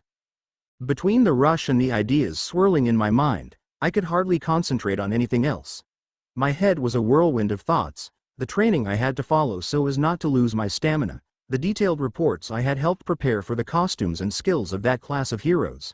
I am surprised at how stupid they were not to know the basic functions of their quirks, accompanied by the pending tasks that continued to accumulate like mountains in front of me. Midoriya. Hello. I stopped in my tracks from the sudden fright. I turned my head quickly to see who was talking to me, and there she was, Melissa Shield. Melissa. I stammered without being able to hide my surprise. When had she started walking next to me? I had no idea how or when she had stood next to me. She had been so deep in my thoughts that I hadn't noticed it at all. I hadn't even noticed her presence at all. How strange. However, she didn't seem to notice my discomfort, and in a vibrant tone continued to speak. It's impressive what you did with those reports. To combine quirks with technology in that way. It's amazing. I heard about your analysis of quirks and how you've helped improve the costume sketches of the students in the hero course. That wasn't exactly what I was proud of. Really, those sketches were just another task, a way to earn money to help my sister, money that the professor said he would deposit into my bank account, which I ended up creating, all in the same day. It's not that bad, I replied, avoiding eye contact. I felt her joy as a distant echo. Something about her was uncomfortable to me. Her optimism, her kindness, were really uncomfortable. As she continued to speak, with infectious energy, I just listened. Melissa talked happily about her inventions, about how she saw the future of technology applied to heroism. And although I tried to keep the conversation going, with direct answers and without much enthusiasm, every word I said was cutting and cold. And the worst thing is that it turns out that Melissa always takes this road to go home faster, the same one I used to get to Aries school early. As if fate insisted on crossing our paths in the most uncomfortable way possible. I felt how her presence broke the silence to which I had become accustomed, that stillness that allowed me to concentrate on what really mattered. Arriving on time for Aerie. I never expected that there would be another great inventor in this school. It's great that you chose the support department, Midoriya. Melissa said with a beaming smile, the kind of smile that would surely have made anyone happy. Except me. Yes, that's good. I murmured half-heartedly. A business was a business, I repeated to myself. I was in the support department out of necessity, not passion. I was no longer interested in standing out. I was no longer looking for that feeling of excitement that once gave me the simple fact of creating, of helping others to be better heroes. To Melissa, this probably meant something else, a way to contribute to the world with her inventions, a way to improve the lives of heroes. But for me, it was just a tool. Something he needed to move on and protect Aerie. Nothing more. Perhaps that is why I am uncomfortable with her presence as a heroic, kind girl who is always ready to help others. Or maybe I'm just getting cynical again, I thought, as I struggled to keep the conversation going. Suddenly, her tone changed slightly. Melissa started asking questions about me, which didn't surprise me, but it made me uncomfortable anyway. And where are you from, Midoriya? She asked curiously, maintaining that enthusiasm that seemed to be part of her nature. I didn't want to answer, but I knew that ignoring her would be worse. From here, from Japan, I replied directly, without offering more details. Oh, I see, I was born in the United States, she began to say, as if my answer had activated a nostalgic memory in her. I lived most of my childhood there, with my father and mother. My father is a great scientist. You've probably heard him mentioned, David Shield. I noticed that his tone softened a little when she talked about his family. It was evident that she was very fond of her father, something that might have been easier to appreciate if she wasn't so focused on keeping the conversation as superficial as possible. Melissa seemed to have a strong bond with her family. Even though my mother died when I was 5 years old, she said with a sad smile, as if she had already made peace with that loss, but it didn't hurt any less. I was silent for a moment, surprised by the sudden revelation. I didn't expect her to share something so personal. I'm sorry, I murmured, not knowing what else to say. The words seemed empty, because I knew that there was nothing that could really relieve that kind of pain. Melissa shook her head, her smile returning, albeit more subdued. Okay. It's been a long time, and I've had my father.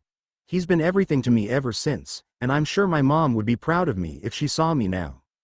Her voice carried a mixture of nostalgia and strength, as if she had convinced herself of that over the years. That optimism, that certainty that I was doing things right, was something I couldn't help but admire, even if it was hard for me to accept it. I knew I shouldn't say it, but the words came out before I could stop. My mother also died. My voice was flat, distant, as if what I had just said was, "I'm not sure." I lowered my gaze, not wanting to see Melissa's reaction, while I felt that emptiness that I always tried to ignore opening up again. An awkward silence fell between us. I could feel the weight of my own words, as if I had just opened a wound that had already healed, but still hurt. "I'm not here for the same reasons you are, if you want to believe that," I continued, trying to divert the conversation. "I'm just in the support department to do business. My Quirks reviews, the improvements I've designed in Sketch. All that gives me the money I need, to be able to help my younger sister." Melissa was silent for a few moments, the sound of our footsteps being the only thing that broke the silence. I knew my words weren't what she expected to hear, but I was already used to that reaction. No one could understand my perspective, and that was fine. I didn't expect them to. Finally, Melissa broke the silence, her tone soft, almost cautious. "Your sister. What's her name?" "Her name is Eri," I replied without thinking too much. The simple fact of mentioning her name brought me a mixture of feelings. Protection, responsibility, and that slight comfort that it gave me to know that he was fine, at least for now. Melissa smiled softly, nodding. "It's a beautiful name." Her tone was genuine, and for a second, I thought about how Eri, and how happy she was now. Eri. Melissa muttered the name to herself, as if trying to imagine what it would be like. It must be amazing to have someone to fight for, someone to give you a reason to keep going. My dad always says that having someone important is what makes all the effort worthwhile. I listened to her in silence, not knowing how to respond. Although, honestly, I understood it. It wasn't about being amazing, or proving that you were the best, it was more of a responsibility. No one else was there for Eri at the time, except me. "Yes," I murmured at the end, "she is very important to me." Melissa was silent for a moment, perhaps realizing how deep the bond that bound me to Eri was. Finally, she spoke again in that kind voice that was beginning to bother me less than I expected. "It must be difficult, but it seems that you do it very well. Your little sister Eri is very lucky to have you." I looked away, uncomfortable with that kind of praise. It wasn't a matter of luck, she was just doing what he had to do. "I'm just trying not to fail," I answered, while murmuring, "Again." Melissa looked at me, her expression softening even more, but this time she didn't try to fill the silence with words. It was as if he understood that there was something deeper behind those words. I didn't need his pity, not that anyone felt sorry for me. It had always been that way, and it wasn't going to change now. But before I could lose myself any more in those thoughts, a familiar voice abruptly pulled me out of them. "Hey, Deku." That nickname. That damn word that dragged with it all the weight of my past. Listening to her, a flood of memories hit me, transporting me to a childhood marked by teasing, beating, and the constant abuse of smug children by their newly acquired quirks. And the worst of all. "Surely you think you have the guts to show up here." Bakugo. He had been the worst part of it all. Not only because he tormented me with his words and fists, but because he did it believing that he was always right, as if his actions had no consequences. To him, I was never more than an insect beneath his feet, someone worthless, even though, at the time, I considered him a friend. For an instant, I felt the air around me grow heavier. My body, which had learned to tense automatically at that voice, did it again, as if preparing for the impact. I had worked hard to bury those memories, those dark days where his words and blows were my routine. But Bakugo's presence alone was enough to bring everything to the surface again. The insults, the threats, the blows. The pain of having been seen as someone inferior. All of this accumulated, over and over again, until it became a bitter mixture of hypocrisy on the part of mediocre adults who never did anything. Teachers, neighbors, heroes, they all looked the other way. As if the screams and blows he received were part of some cruel lesson he had to learn. They never said anything, they never intervened. No one ever defended me. Maybe some believed that this is how boys get strong, or that bullying was something that would make me more resistant, or simply an excuse of they're just playing. Nothing but shitty words. "You have to be reminded of your place, like when we were children," Bakugo said, with that cruel and arrogant smile that he knew all too well. Same damn tone, same damn condescension. As he approached, his intentions were as clear as ever. to break me, to crush me, to enjoy my pain. It was the only thing he knew how to do. But this time, the years of resentment, of humiliation, of enduring blow after blow, accumulated in every fiber of my body, tensing me to the breaking point.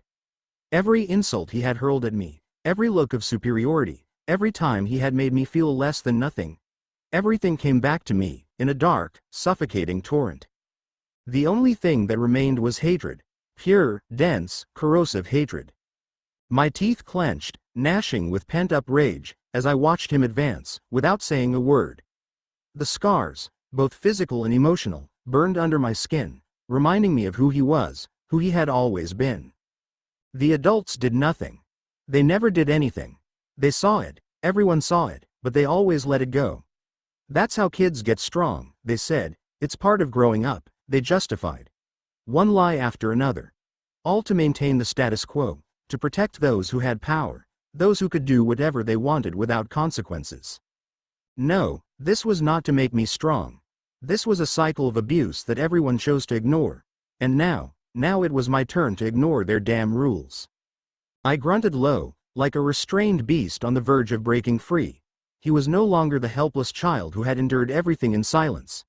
Now, each of those memories fed something darker inside me. Something I wanted to get out of. My gaze was fixed on his, cold, merciless, loaded with all the resentment I had accumulated in those years. Bakugo was not an abuser. He was a demon, a worse one.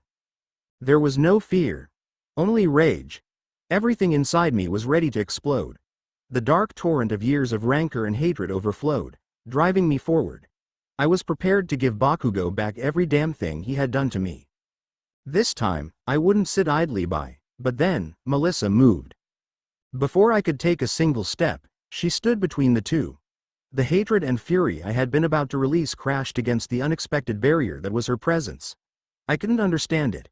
Why did she do it? Why, right at that moment, when I needed to let go of everything the most?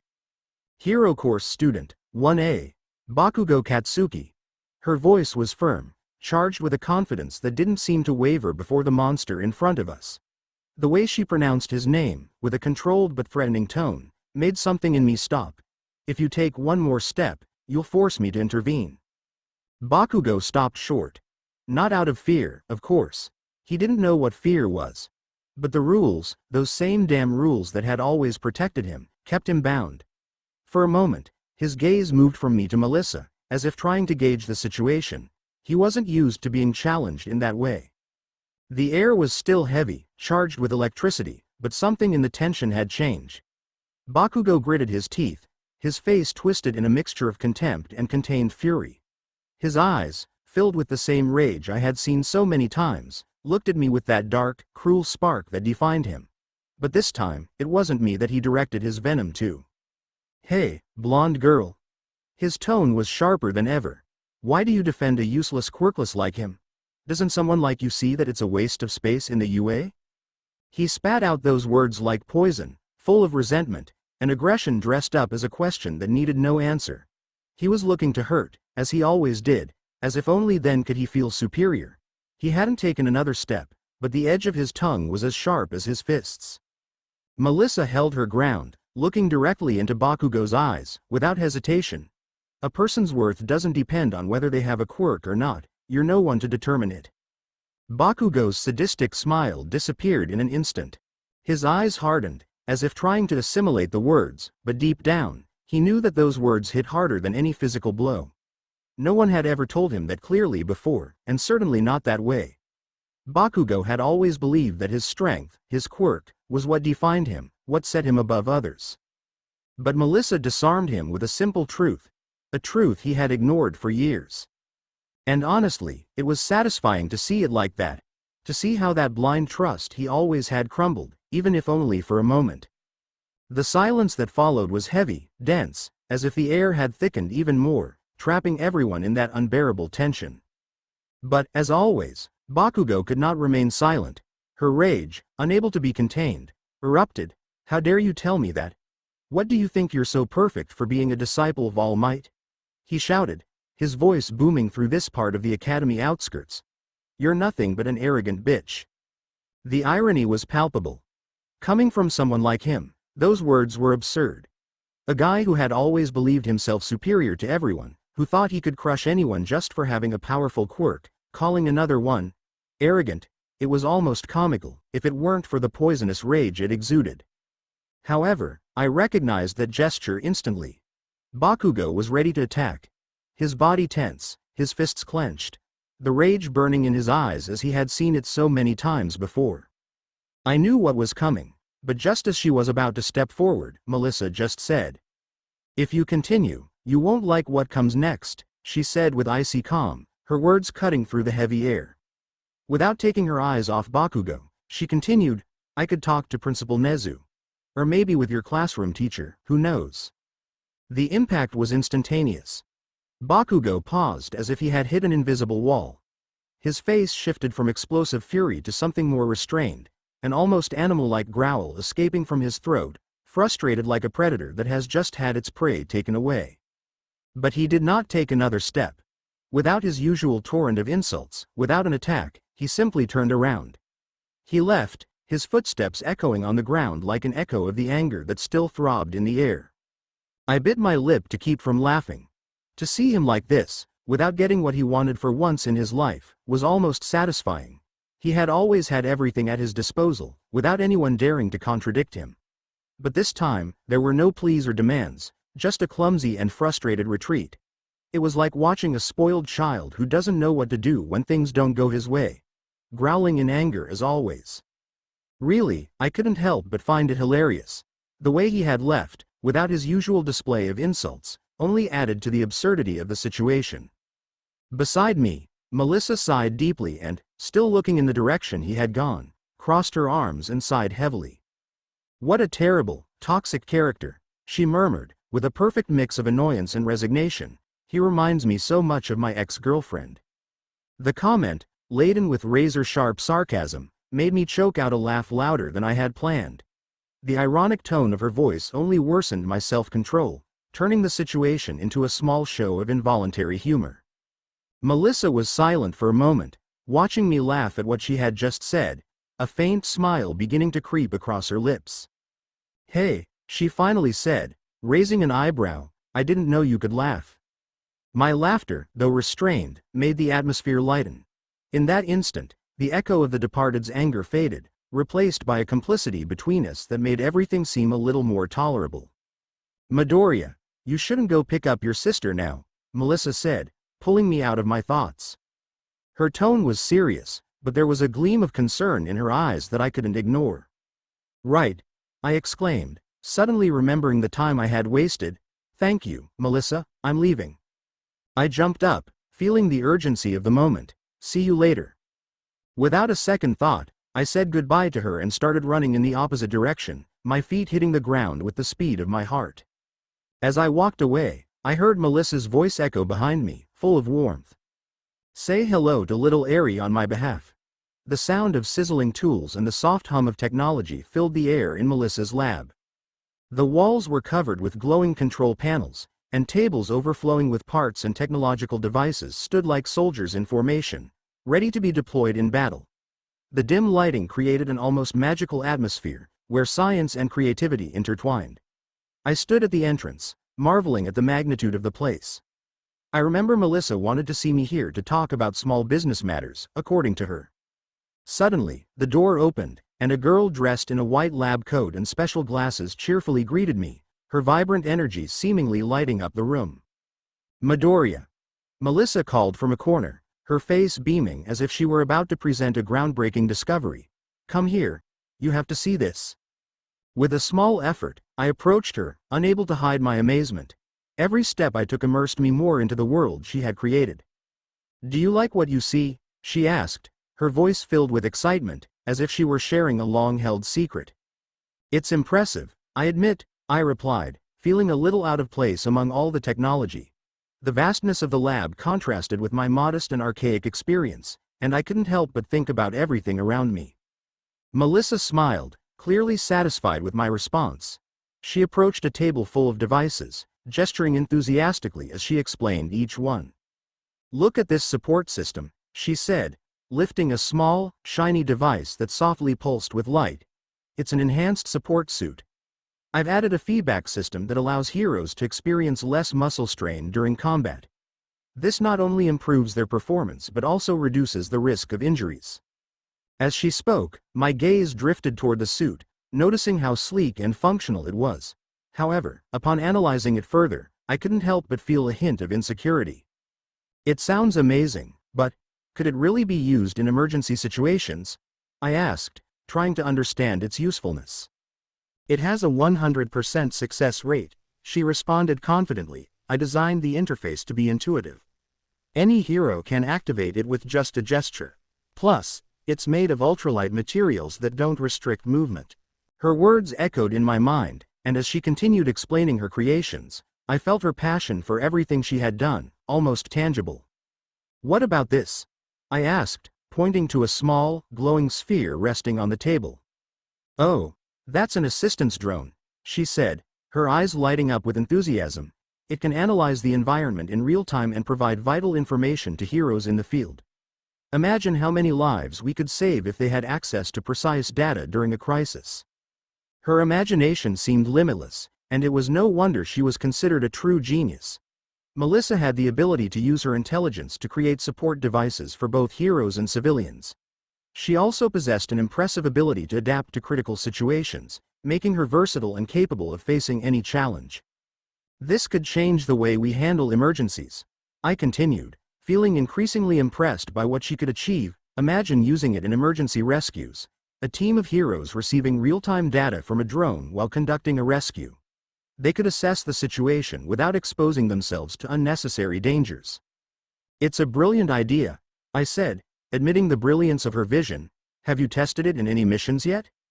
I have, during last year's sports festival, in my hero training, and more.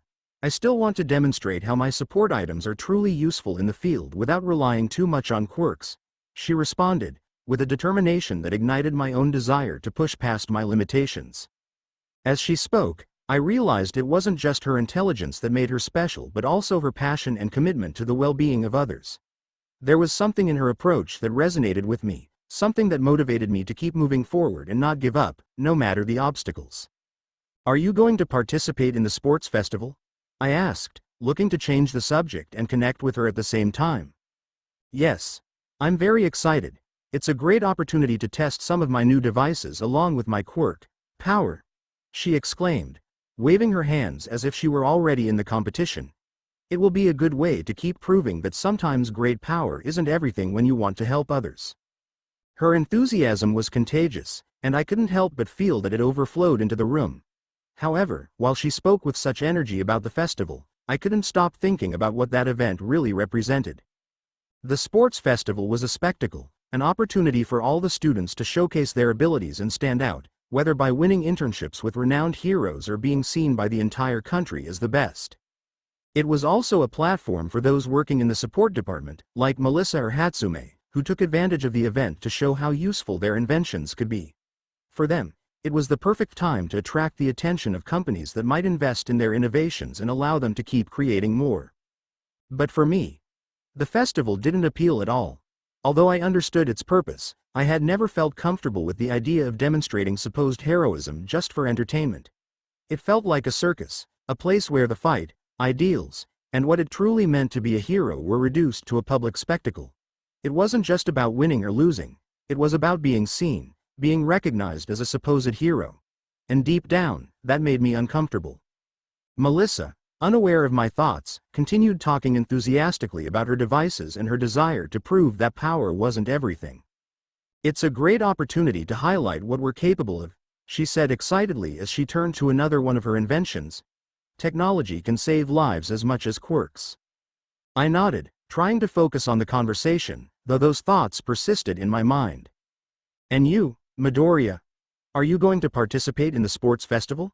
Melissa asked suddenly, her gaze full of curiosity. I was a bit surprised by the question, as I hadn't thought about it.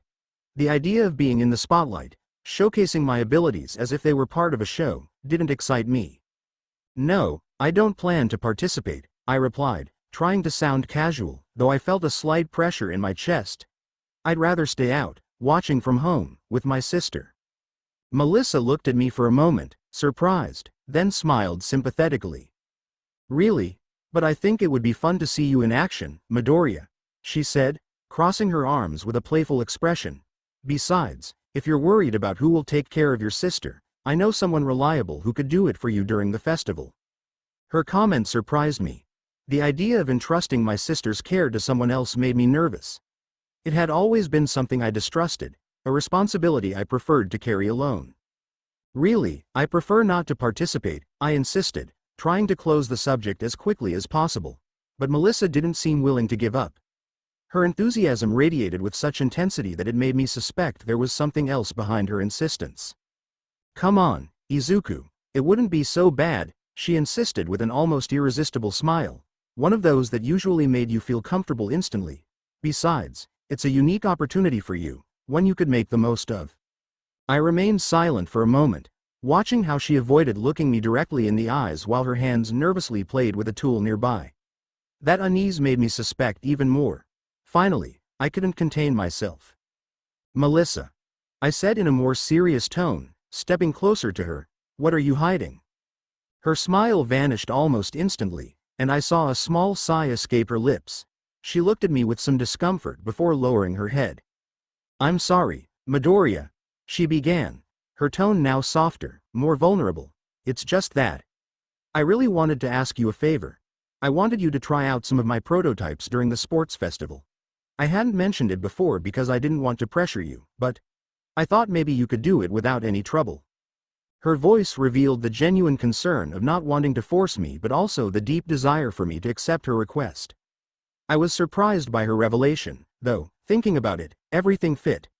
Melissa had always been proactive, finding ways to improve her inventions and test them in real situations. And the sports festival was a perfect platform to show how useful they could be. You want me to use your prototypes during the festival? I asked, still processing the idea. The festival had always seemed more like a skill show for entertainment than a true test of heroism, which distanced me a bit from participating. Melissa quickly nodded, her gaze now fixed on me, with a glimmer of hope in her eyes. Only if you're comfortable with it, of course, she clarified, raising both hands as if she didn't want to pressure me further. I know it's a lot to ask, but I trust you could make the most of them. Plus, it would be a great opportunity to demonstrate the true value of support devices in real situations. And since you don't have a quirk, you're a great candidate to show how useful they can be. The mention of not having a quirk hit me like a small jolt. It was something I had always lived with but still carried as a burden. However, Melissa didn't say it with pity but with practical logic that made sense. To her, I was the perfect example of how her devices could help those without superhuman abilities be useful and effective in the field. I stayed silent, considering the proposal. It wasn't something I had anticipated, and my reluctance to participate in the festival clashed with the sense of responsibility Melissa's request now evoked. Please, think about it, Midoriya, Melissa said, her voice now softer, almost pleading. I wouldn't ask you if I didn't trust you completely. You're one of the few people I know who could really show the value of what I'm trying to achieve. Her words resonated with me. The idea of being part of something bigger, of contributing to her vision and helping heroes in another way, began to settle in my mind. I'll think about it, I finally responded, wanting to give her an honest answer but also needing time to process everything. Melissa smiled, relieved. Thank you. That means a lot to me. A television screen flickers in various homes, showing images of heroes using different support equipment. The camera focuses on the presenter, who speaks with a professional and enthusiastic tone. In this new era of heroes, support equipment has been fundamental for many of our most powerful protectors. From suits with resistance to extreme impacts to devices that amplify physical abilities, support technology has given heroes an invaluable advantage in the fight against crime. On the screen, images appear of famous heroes like All Might and Best Jeanist using various devices in combat. The presenter's voice continues as the image shows young heroes training with high-tech equipment. Many veteran heroes have recognized the utility of these devices, stating that without them, certain battles could have ended in tragedy. In particular, the heroic engineering industry has advanced by leaps and bounds, with figures like David Shield and his daughter Melissa Shield at the forefront of these developments. The camera cuts to a pre-recorded interview with an expert in heroic technology. There is no doubt that support equipment has been a lifesaver for numerous heroes, says the interviewee, a renowned engineer. They've allowed heroes without physical or destructive quirks to keep up with the most powerful. However, the presenter's tone changes slightly, reflecting the ongoing debate. Despite the advances, not everyone is convinced. Some critics insist that relying too much on technology could be a mistake. They point out that in extreme situations, these devices can fail, putting heroes in greater danger if they don't have a quirk to back them up. The camera now focuses on images of heroes dealing with technology failures in combat, highlighting the vulnerability that can arise from over-reliance on equipment. The question remains: to what extent should heroes rely on these devices? Are they an advantage or a potential weakness? The screen shows a graph dividing public opinion. A significant percentage still believes that despite the risks, support technology remains an indispensable resource for those fighting for justice. Whether an essential tool or a potential drawback, what's clear is that heroic support technology is here to stay. Now, more than ever, heroes must find the balance between their own strength and the tools they choose to use. The image fades into a shot of UA's grounds, where the sports festival is about to begin, and the presenter concludes. To be continued. I hope you enjoyed this story. Also remember to subscribe and like this video. See you in the next video.